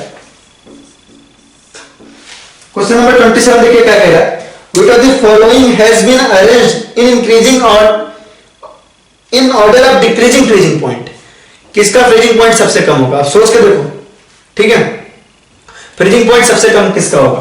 तो आपको पता है कि वाटर का ले लेते, वाटर का ले लेते तो 0 डिग्री सेल्सियस होता है, वाटर का जो फ्रीजिंग पॉइंट होता है क्या होता है, फ्रीजिंग पॉइंट आपका क्या होता है, 0 डिग्री सेल्सियस होता है। अब हम कोई भी इलेक्ट्रोलाइट इसमें डालते हैं, कोई भी इलेक्ट्रोलाइट इसमें डालते हैं तो फ्रीजिंग पॉइंट क्या होता है, डिप्रेस होता है, डिप्रेशन इन फ्रीजिंग पॉइंट आता है, डिप्रेशन इन फ्रीजिंग पॉइंट आता है, डिप्रेशन इन फ्रीजिंग पॉइंट आता है, राइट। तो इलेक्ट्रोलाइट डालते हैं तो डिप्रेशन इन फ्रीजिंग पॉइंट आता है, क्या आता है, डिप्रेशन इन फ्रीजिंग पॉइंट आता है, ठीक है। और वो डिप्रेशन इन फ्रीजिंग पॉइंट जितना ज्यादा होगा, जितना ज्यादा डिप्रेशन होगा उतना ही फ्रीजिंग पॉइंट कम होगा, राइट। याद रखो, हमने जो है कुछ फ्रीजिंग पॉइंट था, राइट, हमने क्या कहा, किसी एक लिक्विड का कुछ फ्रीजिंग पॉइंट था, अपना खुद का कुछ फ्रीजिंग पॉइंट था, हमने कहा इसमें हम नॉन वोलेटाइल सॉल्यूट डालेंगे, हम इसमें नॉन वोलेटाइल सॉल्यूट डालेंगे तो फ्रीजिंग पॉइंट डिक्रीज करेगा, राइट। तो जितना ज्यादा फ्रीजिंग पॉइंट डिक्रीज करेगा उतना ही कम हो जाएगा आपका फ्रीजिंग पॉइंट। तो अगर आपका डिप्रेशन इन फ्रीजिंग पॉइंट ज्यादा है, अगर आपका डेल्टा टीएफ ज्यादा है, डिप्रेशन इन फ्रीजिंग पॉइंट ज्यादा है, आपका डिप्रेशन ज्यादा है, डिप्रेशन इन फ्रीजिंग पॉइंट अगर ज्यादा है, अगर आपका डिप्रेशन इन फ्रीजिंग पॉइंट ज्यादा है तो एक्चुअल जो फ्रीजिंग पॉइंट होगा क्या होगा, फ्रीजिंग पॉइंट में डिप्रेशन ज्यादा होगा, फ्रीजिंग पॉइंट में अगर आपके फ्रीजिंग पॉइंट में डिप्रेशन ज्यादा हो गया, इसका मतलब फ्रीजिंग पॉइंट तो कम हो गया, तो कम फ्रीजिंग पॉइंट कब होगा, जब डिप्रेशन इन फ्रीजिंग पॉइंट ज्यादा होगा। और डिप्रेशन इन फ्रीजिंग पॉइंट क्या होगा आपका, डेल्टा टीएफ आपका किसके इक्वल होता है, वो होता है आपका आई इंटू के एफ इंटू एम, राइट। के एफ तो कांस्टेंट है, के एफ तो कांस्टेंट है, यानी कि डेल्टा टीएफ किसके ऊपर डिपेंड करता है, कंसंट्रेशन के ऊपर, किसके ऊपर, कंसंट्रेशन के ऊपर। तो ध्यान रखो कि कंसंट्रेशन जितना ज्यादा होगा, कंसंट्रेशन जितना ज्यादा होगा, कंसंट्रेशन ज्यादा होगा, अगर सॉल्वेंट का आपका सॉल्यूट का कंसंट्रेशन ज्यादा होगा तो डेल्टा टीएफ ज्यादा होगा, कंसंट्रेशन ज्यादा होगा, अगर आपका सॉल्यूट का कंसंट्रेशन ज्यादा होगा तो डेल्टा टीएफ ज्यादा होगा, और डेल्टा टीएफ ज्यादा होगा यानी डिप्रेशन इन फ्रीजिंग पॉइंट ज्यादा होगा तो फ्रीजिंग पॉइंट कम हो जाएगा, क्योंकि डेल्टा टीएफ बढ़ गया। कंसंट्रेशन बढ़ाने से क्या होगा, कंसंट्रेशन आपने बढ़ाया सॉल्यूट का, नॉन वोलेटाइल सॉल्यूट का कंसंट्रेशन बढ़ाया, कंसंट्रेशन बढ़ाने से क्या हुआ, डिप्रेशन इन फ्रीजिंग पॉइंट बढ़ गया, और डिप्रेशन बढ़ गया यानी फ्रीजिंग पॉइंट तो घट रहा है, राइट, फ्रीजिंग पॉइंट क्या हो रहा है, आपका घट रहा है, कंसंट्रेशन ज्यादा तो फ्रीजिंग पॉइंट घट जाएगा। तो ध्यान दें, अगर आप देखें 0.05 मोलर KNO3,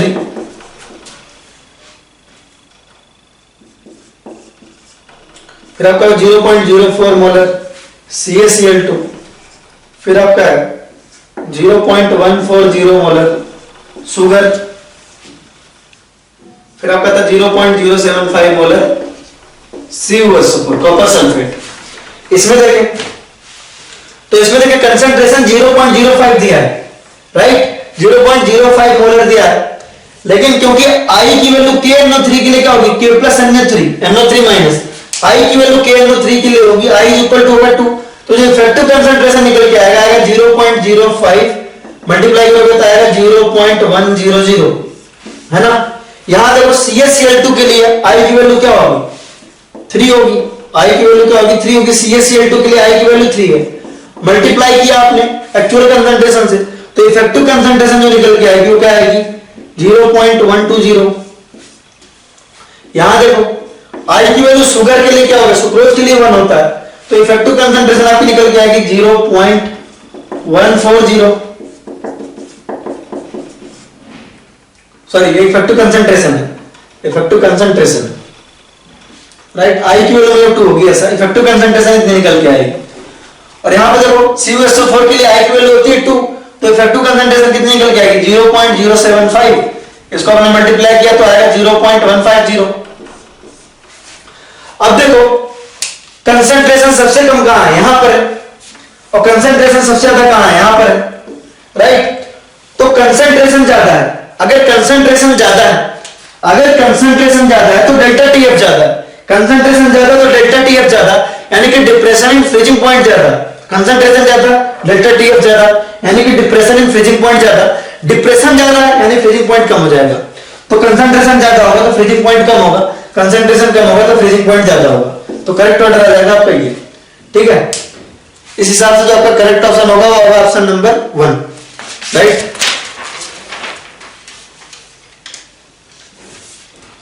अब देखें नेक्स्ट देखें क्वेश्चन नंबर 28। क्वेश्चन नंबर 28 क्या कह रहा है आपसे, आइसोमोलर सॉल्यूशन। आइसोमोलर मतलब सबकी मोलरिटी सेम है। आइसोमोलर सॉल्यूशन है किसका किसका, Al2SO4 होल थ्राइस का, Al2SO4 होल थ्राइस का, Na3PO4 का, Na3PO4 का, BaCl2 का, Fe4 FeCN6 होल थ्राइस का, NaCl का। NaCl का आपका इक्विमोलर सॉल्यूशन, यानी सबकी मोलरिटी सेम है, सबकी मोलरिटी सेम है। तो पूछ रहा है are present in different container which will, है ना, which will how highest vapour pressure of the solution at the same temperature. ठीक है, highest vapour solution actually show होना चाहिए था, विच विल शो, है ना, which will show highest vapour, इसमें प्रिंटिंग मिस्टेक है। Which will show highest vapour pressure of solution at the same temperature. Highest vapour pressure पूछ रहा है किसका होगा। तो आपको पता है कि जब भी आप कोई नॉन वोलेटाइल सॉल्यूट डालते हैं, जब भी आप कोई नॉन वोलेटाइल सॉल्यूट डालते हैं, लोअरिंग ऑफ वेपर प्रेशर होता है। क्या होता है, वेपर प्रेशर घटता है, लोअरिंग ऑफ वेपर प्रेशर होता है। ठीक है, जब भी आप कोई नॉन वोलेटाइल सॉल्यूट डालते हैं आपका क्या होता है, लोअरिंग ऑफ वेपर प्रेशर होता है। ठीक है, वेपर प्रेशर घटता है नॉन वोलेटाइल सॉल्यूट डालने की वजह से, नॉन वोलेटाइल सॉल्यूट डालने की वजह से वेपर प्रेशर क्या होता है, डिक्रीज करता है, वेपर प्रेशर डिक्रीज करता है। तो जितना ज्यादा आप नॉन वोलेटाइल सॉल्यूट डालोगे उतना ही ज्यादा डिक्रीज करेगा। यानी कि अगर कंसंट्रेशन ज्यादा है, नॉन वोलेटाइल सॉल्यूट का कंसंट्रेशन ज्यादा है, नॉन वोलेटाइल सॉल्यूट का कंसंट्रेशन ज्यादा है, लोअरिंग ऑफ वेपर प्रेशर ज्यादा होगी, लोअरिंग ऑफ वेपर प्रेशर ज्यादा होगी तो वेपर प्रेशर क्या हो जाएगी, कम हो जाएगी, क्योंकि लोअरिंग ज्यादा हो रही है, कम ज्यादा हो रहा है। ठीक है, तो वेपर प्रेशर क्या हो जाएगी, घट जाएगी। कंसंट्रेशन ज्यादा तो वेपर प्रेशर कम, यानी कि अगर हम चाहते हैं वेपर प्रेशर मैक्सिमम रहे तो कंसंट्रेशन को क्या रखना पड़ेगा, कम रखना पड़ेगा। और हमने क्या लिया, आइसोमोलर सॉल्यूशन लिया, सबकी मोलरिटी सेम ली है, सबकी मोलरिटी सेम ली है। अगर सबकी मोलरिटी सेम ले लिए तो दिखने में तो सबका कंसंट्रेशन सेम है, लेकिन अब कंसंट्रेशन किसके ऊपर डिपेंड करेगा, आई की वैल्यू पे, आई की वैल्यू पे। अगर आई की वैल्यू ज्यादा तो कंसंट्रेशन ज्यादा, आई की देखो सबकी सेम मोलरिटी ली है तो आई की वैल्यू ज्यादा तो इफेक्टिव कंसंट्रेशन ज्यादा, आई की वैल्यू कम तो इफेक्टिव कंसंट्रेशन कम। तो अगर आप NaCl को देखो तो NaCl के लिए इन सब में सबसे कम आई की वैल्यू NaCl के लिए है, आई की वैल्यू NaCl के लिए 2 है, राइट। अगर सबसे कम इसमें आई की वैल्यू NaCl की है तो सबसे कम इफेक्टिव कंसंट्रेशन भी NaCl का होगा। अगर NaCl का कंसंट्रेशन कम होगा, NaCl का कंसंट्रेशन कम होगा तो लोअरिंग कम होगी, लोअरिंग कम होगी तो वेपर प्रेशर ज्यादा होगा। तो NaCl will be the correct answer, NaCl आपका क्या होगा, करेक्ट हो जाएगा आंसर, राइट। चलो आगे बढ़ते हैं, क्वेश्चन नंबर 29।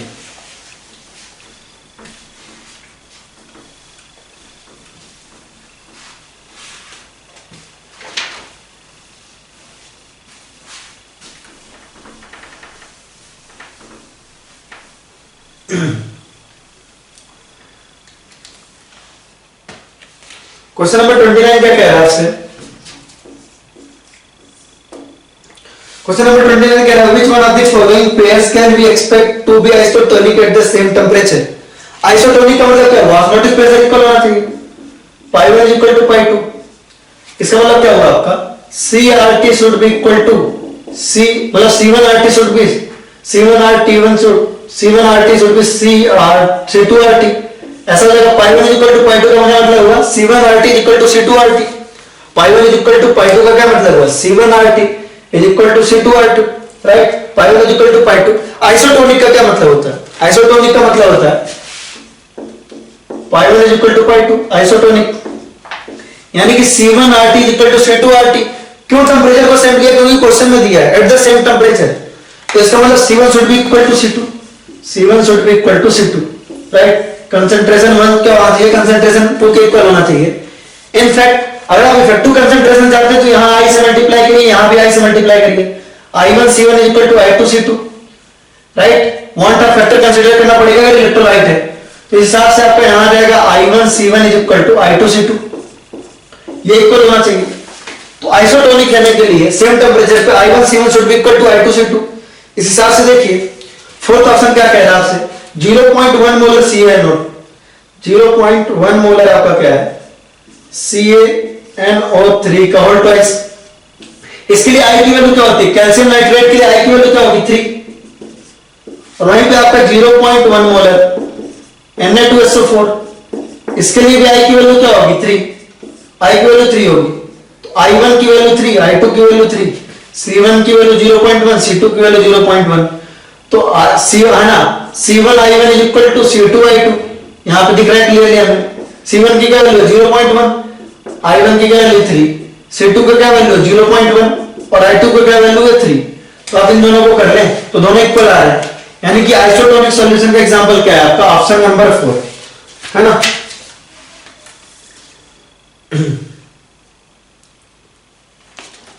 नेक्स्ट आपसे क्वेश्चन नंबर 30। क्वेश्चन नंबर 30 क्या कह रहा है? देखिए क्वेश्चन नंबर 30 कह रहा है आपसे when equimolar aqueous solution of glucose, sodium chloride and barium nitrate are compared, the vapor pressure of the solutions will be in the following order, right। Vapour pressure पूछ रहा है किस ऑर्डर में होगा। अब देखिए ग्लूकोज है, NaCl है और BaNO3 कह रहा है हमने NO2 सॉरी, कह रहा है कि हमने इक्विमोलर सॉल्यूशन लिया, यानी कि सबकी मोलैरिटी सेम ली, हमने सबकी मोलैरिटी सेम ले ली है ना। इसको हमने एक्वस सॉल्यूशन में डाला तो पूछा लो है ना सॉल्यूशन के वेपर प्रेशर का ऑर्डर क्या होगा, सॉल्यूशन के वेपर प्रेशर का ऑर्डर क्या होगा, ऐसा पूछ रहा है। अब ध्यान दो ग्लूकोज NaCl और बेरियम नाइट्रेट का पूछ रहा है आपसे, मोलैरिटी सबकी सेम ली। आपको पता है कि जब भी नॉन वोलेटाइल सॉल्यूट को हम सॉल्यूशन में डालते हैं, मतलब सॉल्वेंट में डालते हैं, उसका वेपर प्रेशर डिक्रीज करता है। नॉन वोलेटाइल सॉल्यूट को हम सॉल्वेंट में डालते हैं, उसका वेपर प्रेशर डिक्रीज करता है। अगर ज्यादा डिक्रीज करेगा तो वेपर प्रेशर कम हो जाएगा, है ना। अब सबकी मोलैरिटी हमने इक्वल ली है, सबकी मोलैरिटी इक्वल ली है, यानी कि सब में पार्टिकल क्या है? सेम है। सबकी मोलैरिटी हमने इक्वल ली है, सबकी मोलैरिटी हमने इक्वल ली है, तो सब में पार्टिकल क्या आने चाहिए? सेम आने चाहिए। लेकिन I की वैल्यू भी अपने को देखना पड़ता है। ग्लूकोज के लिए I की वैल्यू होती है 1, सोडियम के लिए I की वैल्यू होती है 2 और बेरियम नाइट्रेट के लिए I की वैल्यू होती है 3। तो अगर आप ध्यान दें तो सबकी मोलैरिटी हमने सेम ली है, तो क्या होगा? I की वैल्यू ग्लूकोज के लिए 1 और बेरियम नाइट्रेट के लिए 3, I की वैल्यू ज्यादा। मोलैरिटी अगर तीनों की सेम है, मोलैरिटी अगर तीनों की सेम है तो जिसके लिए I की वैल्यू ज्यादा, नंबर ऑफ पार्टिकल उसके लिए ज्यादा, नंबर ऑफ पार्टिकल उसके लिए ज्यादा, तो इफेक्टिव कंसंट्रेशन भी इसके लिए ज्यादा। तो इफेक्टिव कंसंट्रेशन क्या होगा? बेरियम नाइट्रेट के लिए ज्यादा होगा। इफेक्टिव कंसंट्रेशन क्या होगा? बेरियम नाइट्रेट के लिए ज्यादा। क्यों? क्योंकि मोलैरिटी तो सबकी सेम है। I की वैल्यू ज्यादा मतलब इफेक्टिव कंसंट्रेशन ज्यादा, I की वैल्यू कम मतलब इफेक्टिव कंसंट्रेशन क्या आ जाएगी आपकी? कम। और आपको पता है कि अगर हम नॉन वोलेटाइल सॉल्यूट को पानी में डालते तो उसकी क्या होती है? वेपर प्रेशर डिक्रीज करती है। ज्यादा कंसंट्रेशन होगा तो ज्यादा डिक्रीज करेगी, कम कंसंट्रेशन होगा तो कम डिक्रीज करेगी, क्योंकि यहां पे कम डिक्रीज हुआ है। लोअरिंग ऑफ वेपर प्रेशर, यहां पे वेपर प्रेशर कम डिक्रीज हुआ है। वेपर प्रेशर सबसे कम कहां डिक्रीज होगा? ग्लूकोज के केस में। और सबसे ज्यादा कहां डिक्रीज हुआ है? बेरियम नाइट्रेट के केस में, क्योंकि सबसे कम ग्लूकोज के केस में डिक्रीज हुआ है, तो वेपर प्रेशर आपका क्या हो जाएगा? ग्लूकोज के केस में सबसे ज्यादा हो जाएगा, क्योंकि डिक्रीज यहां कम हुआ। फिर आपका NaCl आएगा, फिर आपका बेरियम नाइट्रेट आ जाएगा, BaNO3 का होल ट्वाइस, राइट। ऐसा हो जाएगा। अब नेक्स्ट क्वेश्चन देखते हैं। क्वेश्चन नंबर 31 क्या कह रहा है? What wait of glucose dissolved in 100 gram of water. मान लेते हैं x ग्राम ऑफ ग्लूकोज की बात कर रहा है, x ग्राम ऑफ ग्लूकोज आपका किसमें डिजॉल्व हो रहा है? 100 ग्राम ऑफ वाटर में। किसमें डिजॉल्व हो रहा है? 100 ग्राम ऑफ वाटर में। 100 gram of water, right, will produce same lowering of vapour pressure as 1 gram. 1 gram आपका किसमें है? 1 ग्राम यूरिया है, 1 ग्राम यूरिया है, और वो किसमें डिजॉल्व हो रहा है? 50 ग्राम ऑफ वाटर में। 50 ग्राम ऑफ वाटर में। अब ऐसे क्वेश्चंस में खास बात होती है ध्यान रखने की, ऐसे क्वेश्चंस इजी कब हो जाते हैं? देखो हमको पता है जो लोअरिंग ऑफ वेपर प्रेशर है वो मोल फ्रैक्शन ऑफ सॉल्यूट के इक्वल होता है। किसके इक्वल होता है? मोल फ्रैक्शन ऑफ सॉल्यूट के। मोल फ्रैक्शन ऑफ सॉल्यूट कैसे निकलता है? देखो मोल फ्रैक्शन ऑफ सॉल्यूट कैसे होता है? देखो NB upon Na plus NB, NB upon Na plus NB। तो यूरिया वाले केस में देख लेते हैं मोल फ्रैक्शन ऑफ सॉल्यूट कितना आ रहा है, कितना आ रहा है? देखें मोल फ्रैक्शन ऑफ सॉल्यूट आ रहा है, moles of solute. Moles of solute कैसे होंगे आपके? 1 अपॉन तो given weight upon molar weight 60। तो मोल्स ऑफ यूरिया क्या हो गए? 1 ग्राम यूरिया था, given weight 1 upon molar mass of urea 60 divided by moles of solvent, मतलब moles of solute plus moles of solvent. Moles of solvent हो गया बोलेगा 50 upon 80, 50 gram of water given weight upon molar wait. अब देखिए ऐसे questions में क्या कर सकते हैं, अगर हमारे पास NB upon Na plus NB है और जो NB की वैल्यू है ना वो Na से बहुत छोटा है, यानी मोल्स ऑफ जो आपका Na है, Na जो है अगर वो बहुत ज्यादा बड़ा है NB से तो हम NB को नेग्लेक्ट कर सकते हैं। यहाँ पे क्या कर सकते हैं? NB को नेग्लेक्ट कर सकते हैं। अगर आपका Na आपका NB से बहुत ज्यादा बड़ा है तो NB को नेग्लेक्ट कर सकते हैं, यानी कि सॉल्वेंट के मोल्स बहुत ज्यादा हैं और जो है आपके सॉल्यूट के मोल्स बहुत कम है, तो यहां हम इसको जीरो मान के नेग्लेक्ट कर लेते हैं। इसको हम NB बाई Na लिख सकते हैं डायरेक्टली, राइट। तो यहां भी हम यही करेंगे, क्यों? क्योंकि अगर आप ध्यान दें तो 50/18 के कंपेरिजन में 50/18 के कंपेरिजन में 1/60 क्या है? लगभग जीरो ही, लगभग इसको जीरो मानेंगे क्योंकि NB की वैल्यू लगभग जीरो है। तो हम इसको डायरेक्टली देखो, ध्यान दो Na की वैल्यू अगर बहुत ज्यादा है, सोच के देखो, अगर Na की वैल्यू 10,000 है और NB की वैल्यू 1 है तो उसके सामने हम NB को इग्नोर कर ही सकते हैं, बिल्कुल। तो यहां भी हम कर लेंगे। तो मोल फ्रैक्शन ऑफ सॉल्यूट किसके इक्वल लिखेंगे? वो लिखेंगे हम NB बाई Na के इक्वल, ठीक है। तो कह रहा है कि कितना ग्राम ग्लूकोज ले कि इसके इक्वल आ जाए, राइट। तो ध्यान दो लोअरिंग ऑफ वेपर प्रेशर किसके ऊपर होता है? मोल फ्रैक्शन ऑफ सॉल्यूट के ऊपर। तो मोल फ्रैक्शन आपका क्या होना चाहिए? वो दोनों केस में इक्वल आना चाहिए। तो XB equal to MB by Na, ठीक है, यानी कि moles of solute upon moles of solvent. तो यहां देखो मोल्स ऑफ सॉल्यूट कितना है? 1/60 अपॉन मोल्स ऑफ सॉल्वेंट कितना है? 50/18। कितना है? 50/18। क्यों? हमने मोल फ्रैक्शन को डायरेक्टली इसके इक्वल लिख लिया, 1/60 अपॉन 50 अपॉन 18 प्लस 1/60 होना चाहिए था, बट हम 1/60 को इग्नोर कर रहे हैं। क्यों? क्योंकि वो बहुत छोटी वैल्यू है। इज इक्वल टू आप क्या लिख सकते हो? Lowering of vapour pressure equal होना चाहिए। किस केस में? ग्लूकोज वाले भी केस में इक्वल होना चाहिए, ग्लूकोज वाले केस में इक्वल होना चाहिए। तो ग्लूकोज वाले केस में ग्लूकोज का वेट कितना? x अपॉन ग्लूकोज का मास कितना? 180 molar mass given weight upon molar weight divided by 100 gram of water given weight upon molar मास। यहां से आप x की वैल्यू कैलकुलेट करो, कितना आ जाएगा? 2 टाइम्स जाएगा, ये आपका 3 टाइम्स जाएगा। x की वैल्यू यहां से आ जाएगी आपकी 6 ग्राम। आप कैलकुलेट कर लेना, x की वैल्यू कितनी आ जाएगी? 6 ग्राम आ जाएगी। कितनी आ जाएगी? 6 ग्राम आ जाएगी। तो आई होप 31 नंबर क्वेश्चन आपका क्लियर होगा। 6 ग्राम आ जाएगा, यहां से आप आराम से कर सकते हो। इसमें मुद्दे की बात यह थी कि अपने को NB की वैल्यू क्या करनी थी? नेग्लेक्ट करनी थी Na के कंपैरिजन में, right.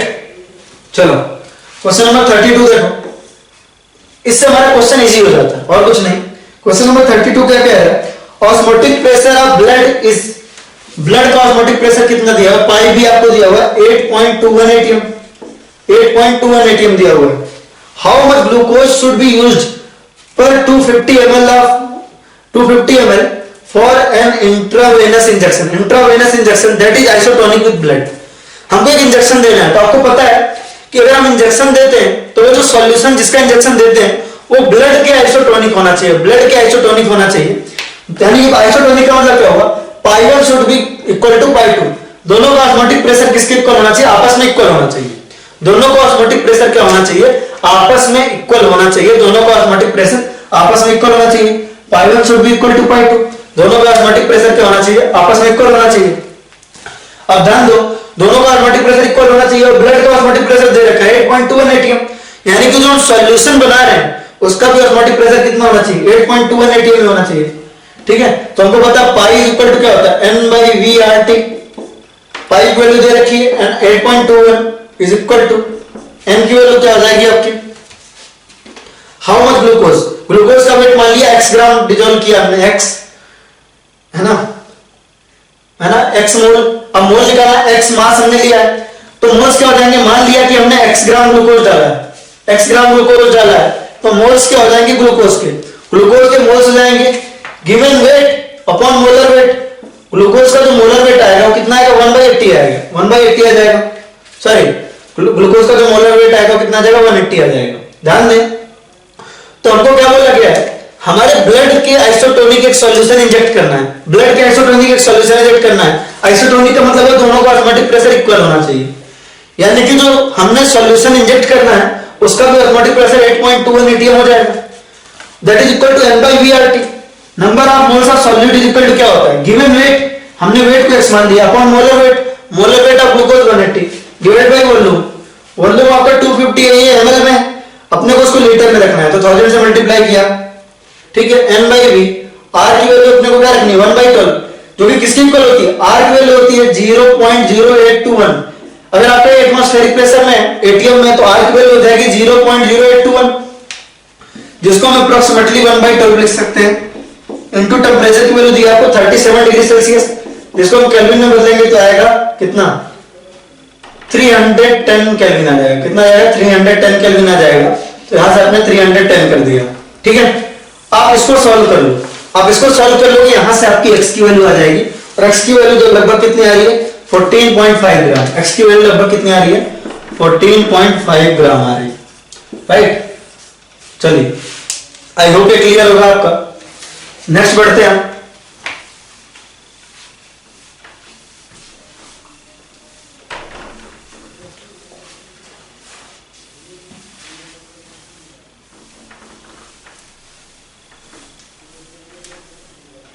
Question number 33।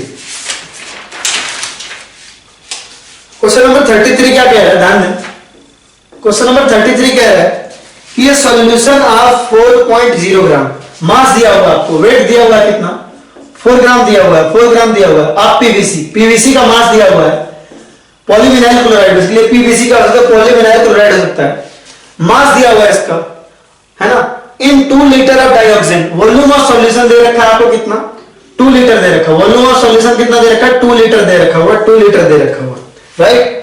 Osmotic pressure इसका किसके इक्वल बताया है, 3 × 10⁻⁴ atm, और टेंपरेचर किसके इक्वल है 27 डिग्री सेल्सियस, यानी कि 300 केल्विन के इक्वल। पूछ रहा मोलर मास ऑफ क्या हो जाएगा, मोलर मास ऑफ पॉलीमर किसके इक्वल है, जो पॉलीमर इसका मोलर मास किसके इक्वल होगा, मोलर मास क्या होगा ये पूछ रहा है। तो बहुत आसान है, ध्यान दो, पाई इज इक्वल टू क्या होता है, पाई इज इक्वल टू होता है n by VRT, राइट। तो पाई की वैल्यू आपको दी हुई है, पाई की वैल्यू कितनी दी है 3 × 10⁻⁴, राइट। नंबर ऑफ मोल्स किसके इक्वल आएगा, नंबर ऑफ मोल्स होता है given weight upon molar wait, given weight आपको वेट कितना दिया हुआ 4, और मोलर वेट कितना आपका m, आपने डिवाइड किया, अपॉन वॉल्यूम, वॉल्यूम आपका 2, r की वैल्यू आपको किस में दिया है, यदि आपको एटीएम में दिया तो r की वैल्यू जाएगी आपकी 0.0821, सिंपलिसिटी के लिए आप इसको 1/12 भी रख सकते हैं, 0.0821 को सिंपलिसिटी के लिए 1/12 भी रख सकते हैं, इनटू 300 ऐसा, राइट, इनटू 300 केल्विन ऐसा। आप इसको सॉल्व करें, आपको सारी वैल्यूज पता है, बस इस इक्वेशन को सॉल्व करोगे आपको मोलर मास पता चल जाएगा, इस इक्वेशन को सॉल्व करो आपको मोलर मास आ जाएगा, और वही आपका करेक्ट आंसर होगा।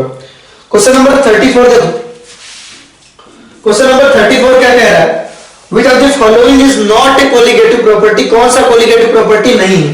पहला दिया है आपका P0 minus PS upon P0, ये होता है आपका RLVP, क्या होता है ये आपका RLVP, relative lowering of vapour pressure, जो कि colligative property है। Delta TF depression in freezing point, ये भी colligative property है। डेल्टा TB है ना, एलिवेशन इन बॉइलिंग पॉइंट, ये भी आपकी colligative property है।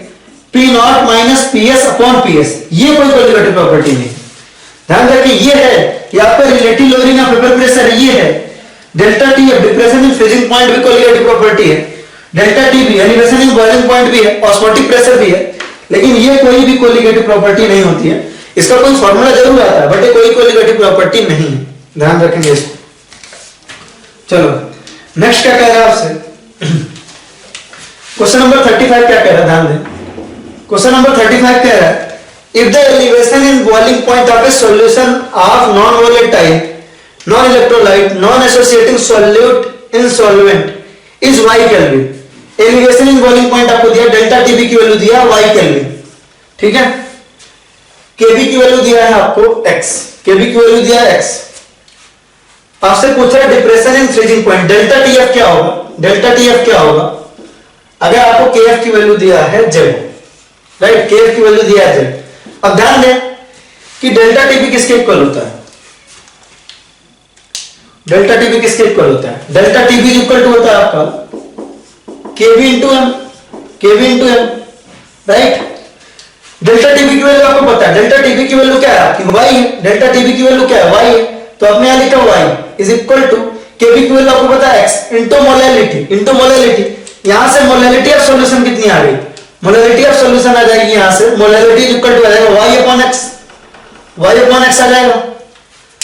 नेक्स्ट हो जाएगा delta TF is equal to क्या हो जाएगा, delta TF is equal to आ जाएगा आपका, delta TF is equal to आ जाएगा केएफ इनटू एम, ये आपका मोलैलिटी, राइट। और केएफ की वैल्यू आपको दी हुई है, केएफ की वैल्यू दी है जेड, तो depression in freezing point delta TF किसके इक्वल हो जाएगा, depression in freezing point delta TF equal हो जाएगा केएफ इनटू एम। केएफ की वैल्यू दी हुई है जेड और मोलैलिटी की वैल्यू हमने निकाल ली है कितनी y बाई x, तो डेल्टा टीएफ की वैल्यू हो जाएगी जेड वाई बाई एक्स। हमने कैसे निकाला, हमको डेल्टा टीबी की वैल्यू पता थी, अपने को केबी की वैल्यू पता थी, डेल्टा टीबी की वैल्यू पता थी, केबी की वैल्यू पता थी, delta TB is equal to KB into M, delta TB की वैल्यू y, केबी की वैल्यू x। यहां से हमारे मोलैलिटी की वैल्यू पता चल गई y by x, delta TF is equal to KF into M, KF की वैल्यू है z और मोलैलिटी की वैल्यू हमने पुट कर दी, डेल्टा टीएफ आ गया, hence the value x y z upon x। Correct answer option हो जाएगा आपका ऑप्शन नंबर 2, राइट। चलो ध्यान दो, क्वेश्चन नंबर 36 क्या कह रहा है, क्वेश्चन नंबर 36 कह रहा है कि the vapour pressure of solution of two liquids, A आपका पी नॉट ए दिया हुआ है आपको, पी नॉट ए दिया हुआ है कितना 80 mm, पी नॉट बी दिया हुआ है आपको 120 mm, mole fraction of A दिया हुआ है आपको 0.4, तो automatically mole fraction of B कितना हो जाएगा, अगर 0.4 है तो 0.6 हो जाएगा। अब यहां राउल्स लॉ लगा लेंगे, राउल्स लॉ के हिसाब से सॉल्यूशन प्रेशर किसके इक्वल आना चाहिए, वो आना चाहिए P not A x A plus P not B x B, P not B x B. इसको हम सॉल्व करेंगे, आएगा आपका P not A x A 80 into 0.4 plus 120 into 0.6, ये कितना आ जाएगा 32 प्लस 72, अराउंड 104 एटीएम आ रहा है, कितना आ रहा है आपका 108 mm of H G, 104 mm of H G आ रहा है, mm ऑफ एच जी आ रहा है, इतना आना चाहिए, इतना आपका आना चाहिए 104 mm ऑफ एच जी आना चाहिए, लेकिन आ कितना रहा है, आ रहा है आपका, हाँ इतना आना चाहिए राउल्स लॉ के हिसाब से। ध्यान दो, अकॉर्डिंग टू राउल्स लॉ क्या आना चाहिए, अकॉर्डिंग टू राउल्स लॉ आपका क्या आना चाहिए, according to Raoult's law, according to Raoult's law आपका कितना आना चाहिए 104 mm ऑफ एच जी, इतना आना चाहिए। बट क्वेश्चन में दिया कितना है, वेपर प्रेशर आपको क्वेश्चन में दिया कितना है, वो दिया है आपको 100 mm ऑफ एच जी, कितना दिया आपको, दिया कितना है, बट एक्चुअली कितना आ रहा है, एक्चुअली आ रहा है आपका 100 mm of H ji, actually कितना आ रहा है 100 mm of H ji. Raoult's law के हिसाब से होना कितना चाहिए था 104 mm ऑफ एच जी, और दिया कितना है 100 mm ऑफ एच जी, यानी कि जितना एक्सपेक्टेड है राउल्स लॉ के हिसाब से उससे कम आ रहा है, उससे कम आ रहा है, यानी कि ये निगेटिव डेविएशन शो कर रहा है, राउल्स लॉ से क्या कर रहा है, निगेटिव डेविएशन शो कर रहा है, राइट। चलिए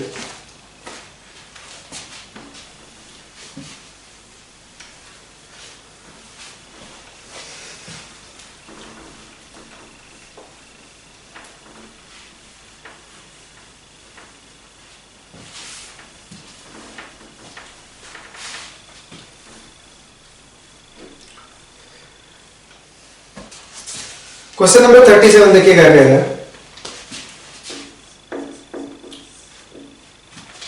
क्वेश्चन नंबर 37 कह रहा है एक डायग्राम दिया हुआ है आपको, है ना, इस तरह का वेपर प्रेशर का डायग्राम इस तरह से आ रहा है आपका।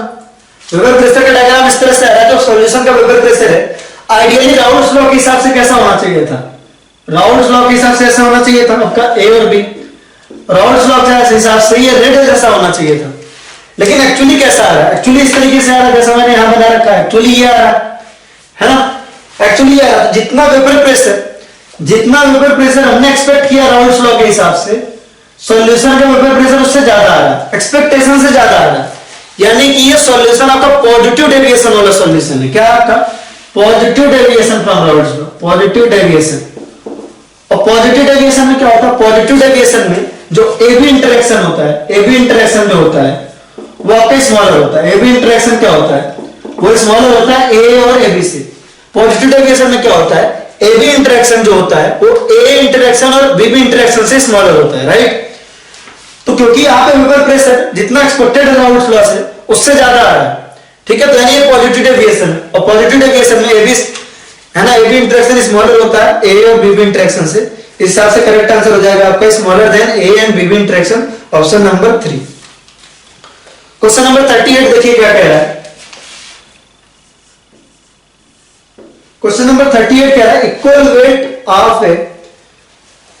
वेट ऑफ ए सॉल्यूट और dissolved in equal weights of two solvent. ठीक है, एक सॉल्यूट है जिसका इक्वल वेट लिया, या कोई भी सॉल्यूट है आपका, मान लो सॉल्यूट 1 है आपका, या सॉल्यूट आप मान सकते हो, सॉल्यूट को सॉल्यूट ही मान लो, है ना। सॉल्यूट आपने S मान लिया, एक सॉल्यूट है आपका S जिसका इक्वल वेट आपने दो सॉल्यूशन में डाला, यानी कि W आपने दो सॉल्यूशन में डाल दिया।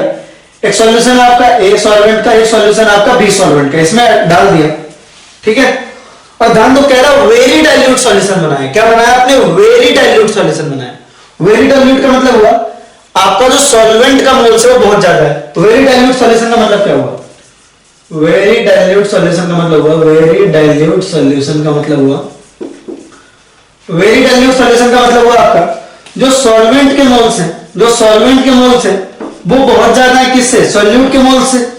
वेरी डाइल्यूट सॉल्यूशन लिखा है यानी सॉल्वेंट के मोल्स क्या है, सॉल्यूट के मोल्स से बहुत ज्यादा है। वेरी डाइल्यूट सॉल्यूशन का मतलब हुआ सॉल्वेंट के मोल्स सॉल्यूट के मोल्स से बहुत ज्यादा है।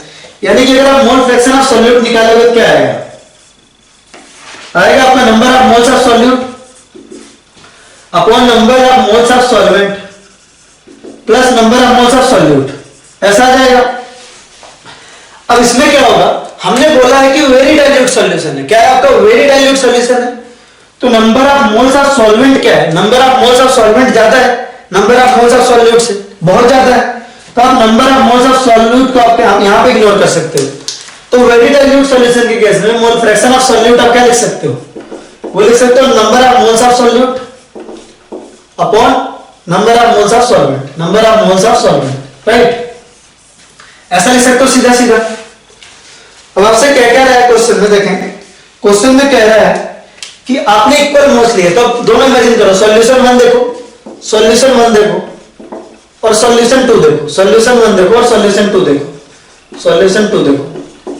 आपने इक्वल वेट लिया, सॉल्यूट का आपने इक्वल वेट लिया, वेट ऑफ सॉल्यूट लिया आपने, वेट ऑफ सॉल्यूट लिया आपने क्या, W, वेट ऑफ सॉल्यूट यहां लिया W, molar mass of solute, क्योंकि एक ही सॉल्यूट हमने डाला तो यहां भी M हो जाएगा, यहां भी M हो जाएगा, राइट।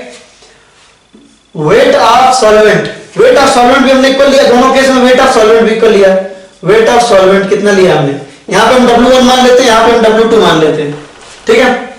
तो मोलर मास ऑफ सॉल्वेंट क्या होगा, molar mass of solvent, molar mass of solvent हम यहां पे M1 और यहां पे M2 मान लेते हैं, ठीक है। ध्यान दें यहां पे, ध्यान दें यहां पे, ये लिख लिया हमने, ये लिख लिया, ये लिख लिया और हमने ये लिख लिया। यहां से अगर हमको relative lowering of vapour pressure चाहिए, क्या चाहिए, relative lowering of vapour pressure. अब RLVP किसके इक्वल होता है, आपको पता है RLVP किसके इक्वल होता है, number of moles of solute के, और number of moles of solute किसके इक्वल है, moles of solute upon moles of solvent, क्योंकि वेरी डाइल्यूट सॉल्यूशन लिया है हमने, वेरी डाइल्यूट सॉल्यूशन लिया है।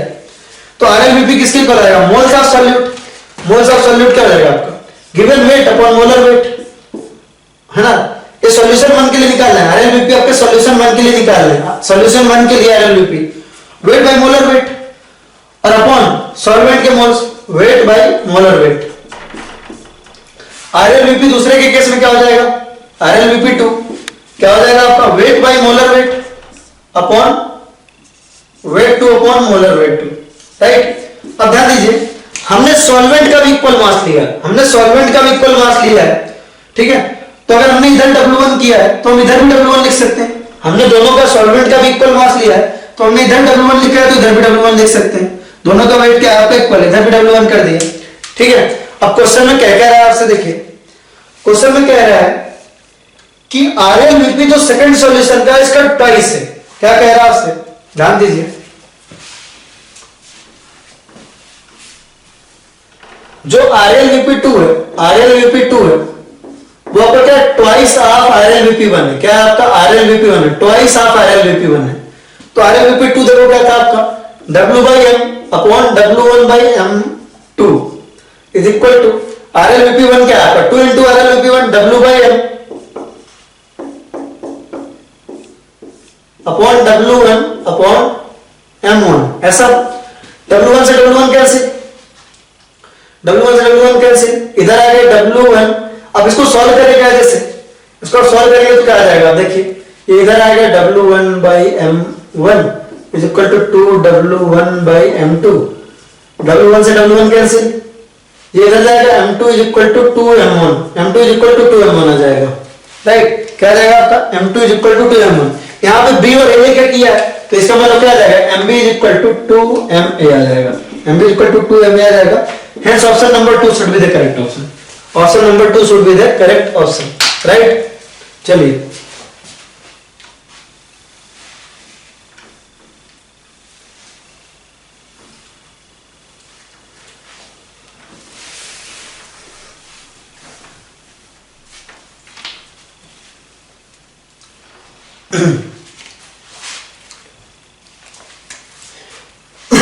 क्वेश्चन क्या कह रहा है, क्वेश्चन नंबर 39 देखिए। क्वेश्चन नंबर 39 में आपसे कह रहा है एक कंपोनेंट ए का वेपर फेज में मोल फ्रैक्शन है, मोल fraction in vapour phase, mole fraction in vapour phase. अब यहां पे नोटेशन थोड़ा इधर उधर किया है बस। मोल फ्रैक्शन इन वेपर फेज किसके इक्वल दिया है, x1 के इक्वल दिया है, ठीक है। P नॉट ए इसका क्या है, प्योर सॉल्वेंट का vapour pressure P not a, right. और लिक्विड फेज में liquid mole fraction in liquid phase, mole fraction in liquid phase, in liquid phase आपको क्या दिया x2 दिया हुआ है, ऐसा दिया हुआ है, राइट। और आपसे पूछ रहा है टोटल सॉल्यूशन पे vapour pressure of liquid mixture is, vapour pressure of liquid mixture कितना होगा वो आपको पता है। ये फार्मूला आपको डिराइव भी करवाया था क्लास में, आपको ये वाला फार्मूला क्लास में डिराइव भी करवाया था, याद रखें कि मोल फ्रैक्शन इन वेपर फेज किसके इक्वल होता है, मोल fraction in vapour phase, in vapour phase. हमने इसको y1 मान के किया था, पहले हमने इसको क्या मान के किया था y1, लेकिन यहां पे अलग दिया है तो इसको भी हम रोक देते हैं।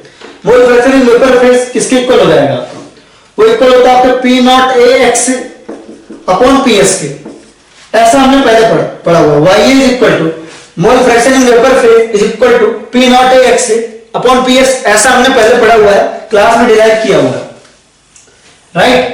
तो वहां का मतलब था mole fraction in vapour phase को हम y मानते थे, mole fraction in vapour phase को हम y मानते थे, is equal to P not A। P not A क्या था, A लिक्विड का प्योर फॉर्म में है ना वेपर प्रेशर क्या होगा, राइट, इनटू XA क्या था, XA था आपका A का ही mole fraction in liquid phase, A का ही mole fraction in liquid phase, और PS का क्या आपका सॉल्यूशन प्रेशर। तो इस क्वेश्चन के हिसाब से आए, क्वेश्चन के हिसाब से अगर आप आओ तो mole fraction in vapour phase क्या दिया हुआ, x1 दिया है, x1 is equal to P not A। Mole fraction in liquid phase क्या दिया आपको, x2 दिया अपॉन PS, यानी कि सॉल्यूशन का प्रेशर। आप यहां से PS इधर ले आओ, PS इक्वल हो जाएगा आपका P not A x2 upon x1, P not A x2 upon x1।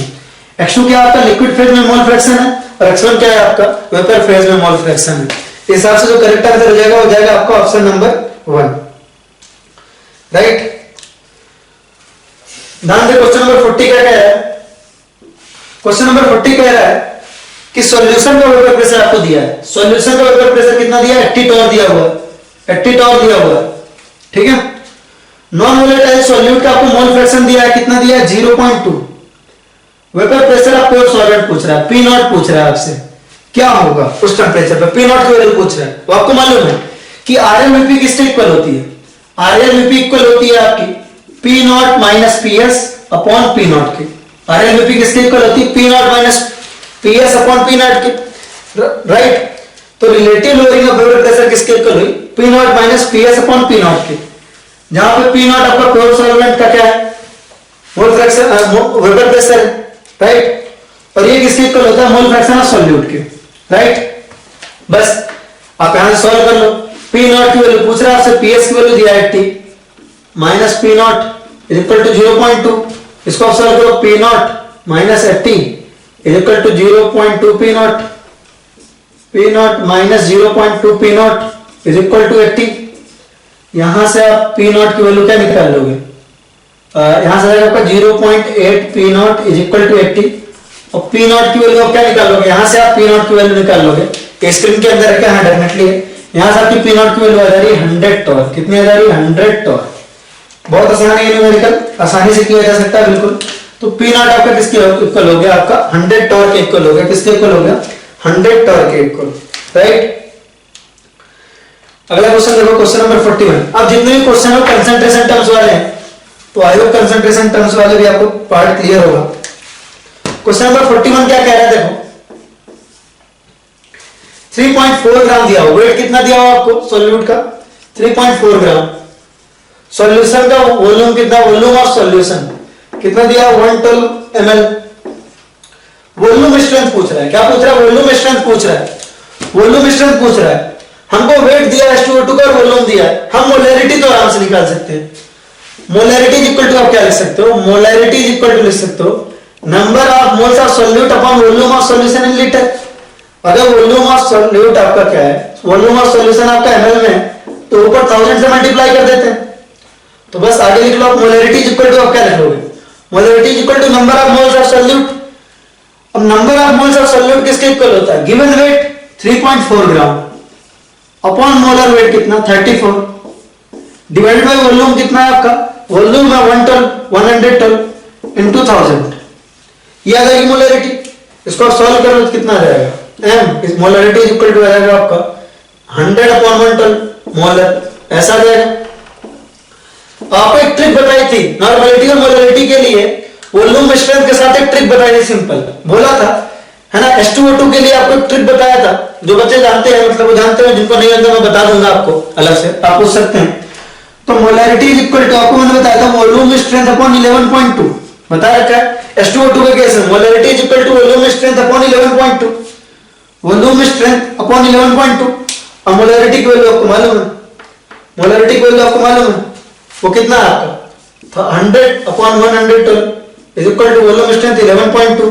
11.2 अंदर 10 टाइम्स आएगा, 10 1 10 10।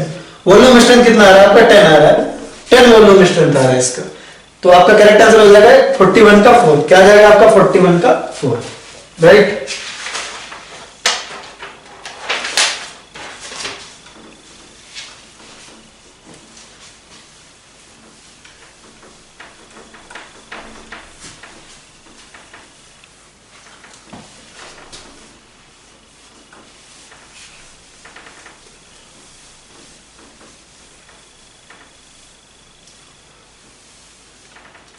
नेक्स्ट देखिए 42 क्या कह रहा है? 42 क्वेश्चन देखिए, 42 क्वेश्चन कह रहा है द वॉल्यूम ऑफ 2.1 सॉल्यूशन है जिसकी नॉर्मलिटी दी हुई, n1 की वैल्यू दी हुई है आपको 2.5 n, और n2 की वैल्यू दी हुई है आपको, नॉर्मलिटी 2 दी हुई है 0.625 n, राइट। कह रहा है कि इनको हम किस तरह कितना वॉल्यूम लेके मिलाएं। हमने इसका वॉल्यूम V1 मान लिया, इसका वॉल्यूम V2 मान लिया, इसको कितना मिलाएं हम आपस में, इनको मिक्स करें, तो जो रिजल्टेंट सॉल्यूशन बने 1 लीटर का सॉल्यूशन बनाना है, 1 लीटर का सॉल्यूशन बनाना है, उसकी नॉर्मलिटी कितनी हो? रिजल्टेंट कितनी हो आपकी? 1 आ जाए, कितनी आ जाए? 1 आ जाए, राइट। अब दोनों को मिला के 1 लीटर का सॉल्यूशन बनाना है, यानी कि 1000 ml का सॉल्यूशन बनाना है। कितने का बनाना है? 1000 ml का बनाना है। मार्कर कोई ठीक नहीं चल रहा, चलो 1000 ml का बनाना है, ठीक है। दोनों को मिला के 1000 ml का बनाना है। तो अगर इसका वॉल्यूम हमने मान लिया XML, कि हमने इसका XML बनाया, मिलाया, तो इसका ऑटोमेटिकली 100,000 माइनस x हो जाएगा। हमको दोनों को मिला के क्या करना है? 1000 ml का सॉल्यूशन बनाना है। अपने को दोनों को मिला करके 1000 ml का सॉल्यूशन बनाना है, तो एक का अगर हमने x ml का वॉल्यूम लिया, दोनों को मिला के 1000 का बनाना है, राइट, दोनों को मिला के 1000 का बनाना है, एक का हमने x ml लिया तो दूसरे का ऑटोमेटिकली है ना 1000 माइनस x ml हो जाएगा। इसको मिला दिया हमने, मिला के हमने रिजल्टेंट क्या बनाया, 1000 ml का सॉल्यूशन बनाया, जिसकी नॉर्मेलिटी क्या है, जिसकी नॉर्मेलिटी है 1। तो आपको पता है मिक्सिंग के बाद नॉर्मेलिटी क्या रहती है, resultant normality, resultant volume is equal to NRVR, मतलब resultant normality, resultant volume is equal to N1V1 plus N2V2। अब देखो आप है ना रिजल्टेंट नॉर्मेलिटी आपको मालूम होगा, रिजल्टेंट वॉल्यूम क्या है 1000 ml into 1, N1 की वैल्यू आपको पता है 2.5, V1 की value 1000 minus x plus N2 की वैल्यू आपको पता है 0.625 into x। बस आप यहां से क्या निकाल लोगे, आप इसको सॉल्व करेंगे, आपकी x की वैल्यू आ जाएगी, जो x की वैल्यू आएगी वो आपकी क्या हो जाएगी, इसका वॉल्यूम हो जाएगा, जो मिक्स करना चाहिए, और x आ गया तो आपका 1000 माइनस x भी आ जाएगा, वो इसका वॉल्यूम हो जाएगा। यहां से आपकी इस इक्वेशन से x की वैल्यू आ जाएगी, इस इक्वेशन से क्या होगा, आपकी x की वैल्यू आ जाएगी, और x की वैल्यू आ जाएगी तो आप 1000 माइनस x भी आराम से निकाल सकते हो, राइट। चलो क्वेश्चन नंबर 43 देखो, क्वेश्चन नंबर 43 क्या कह रहा है, what will be the molality of ethanol in water if mole fraction of ethanol is 0.4। ठीक है, मोल फ्रैक्शन ऑफ इथेनॉल आपको दिया है, मोल फ्रैक्शन ऑफ इथेनॉल, इथेनॉल को भी मान लो और वाटर को ए मान लो, मोल फ्रैक्शन ऑफ इथेनॉल है ना, इथेनॉल को हमने बी मान लिया और वाटर को मैं मान ले रहे, मोल फ्रैक्शन ऑफ इथेनॉल दिया आपको 0.4, मोल फ्रैक्शन ऑफ वाटर ऑटोमेटिकली कितना हो जाएगा 0.6। आपको मोल फ्रैक्शन आपका किसके इक्वल होता है, NB upon Na plus NB। तो हम मान लेते हैं कि देखो NB upon N total, N total मतलब Na plus NB, N total की वैल्यू हम 1 मान लेते हैं फॉर सिंप्लिसिटी 1। ठीक है, N टोटल की वैल्यू मान लेते हैं 1, राइट। तो आपका क्या आ जाएगा, N टोटल की वैल्यू है तो XB इक्वल टू क्या होता है आपका NB upon N total is equal to 0.4। हमने N टोटल की वैल्यू सिंप्लिसिटी के लिए 1 मान लिए, कितनी मान लिए 1 मान लिए, तो NB की वैल्यू क्या आ गई 0.4, क्या आ गई आपकी NB की वैल्यू आ गई 0.4, राइट। और हमने क्या किया, अब इसको देखो XA equal to NA upon N total, N total की वैल्यू हमने 1 मान ली और ये किसके इक्वल है 0.6 के, NB की वैल्यू आ गई, number of moles of B की वैल्यू आ गई 0.6 और number of moles of A की वैल्यू आ गई NB की वैल्यू आ गई, number of moles of B की वैल्यू आ गई 0.4 और number of moles of A की वैल्यू आ गई 0.6, राइट। तो ध्यान दो हम क्या करेंगे यहाँ पे, तो यहां से हमारा हमने सिंप्लिसिटी के लिए माना है। अब देखो N टोटल क्या हुआ, अब इसको देख लो Na प्लस NB अगर हम कर लें N टोटल तो आपका कितना आ जाएगा 2 आ सॉरी 1 आ जाएगा, कितना आ जाएगा 1 आ जाएगा, N टोटल आपका कितना आ जाएगा 1 के इक्वल आ जाएगा, जो कि हमने माना है।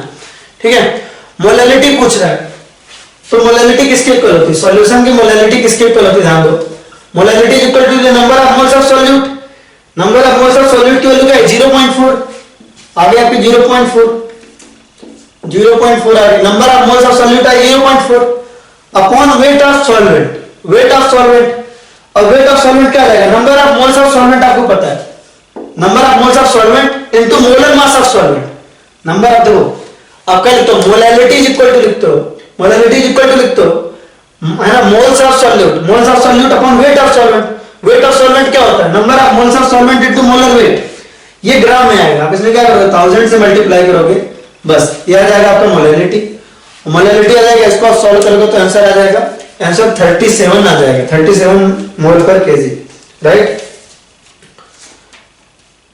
अब क्वेश्चन नंबर 44 देखो क्या कह रहा है, क्वेश्चन नंबर 44 कह रहा है आपसे density of 15% by weight, percentage weight by wait क्या दिया है आपको 15% दिया है, डेंसिटी आपको दी हुई है 1.5 ग्राम, मोलैलिटी पूछ रहा है, वो आपको डेंसिटी दी हुई है, परसेंटेज वेट बाय वेट दिया हो, तो इसके लिए फॉर्मूला बताया हुआ आपको, मोलैलिटी इक्वल टू क्या होता है, percentage weight by weight into density into 10 upon molar mass of solute, ये हो जाता है मोलैलिटी का फॉर्मूला। मोलैलिटी इक्वल टू, अगर परसेंटेज वेट बाय वेट दिया है, डेंसिटी दिया हुआ और मोलर मास ऑफ सॉल्यूट दिया, तो इसका फॉर्मूला आपको मालूम है, molality equal to percentage weight by weight that is 15 into density 1.5 into 10 upon molar mass of solute, और मोलर मास ऑफ सॉल्यूट यानी H2SO4 दिया है, H2SO4 का मोलर वेट हो जाएगा 98। इसको सॉल्व कर लोगे तो आपका आंसर आ जाएगा। ठीक है, यहां से आपकी मोलैरिटी आ जाएगी। अब लास्ट क्वेश्चन देखो, क्वेश्चन नंबर 45।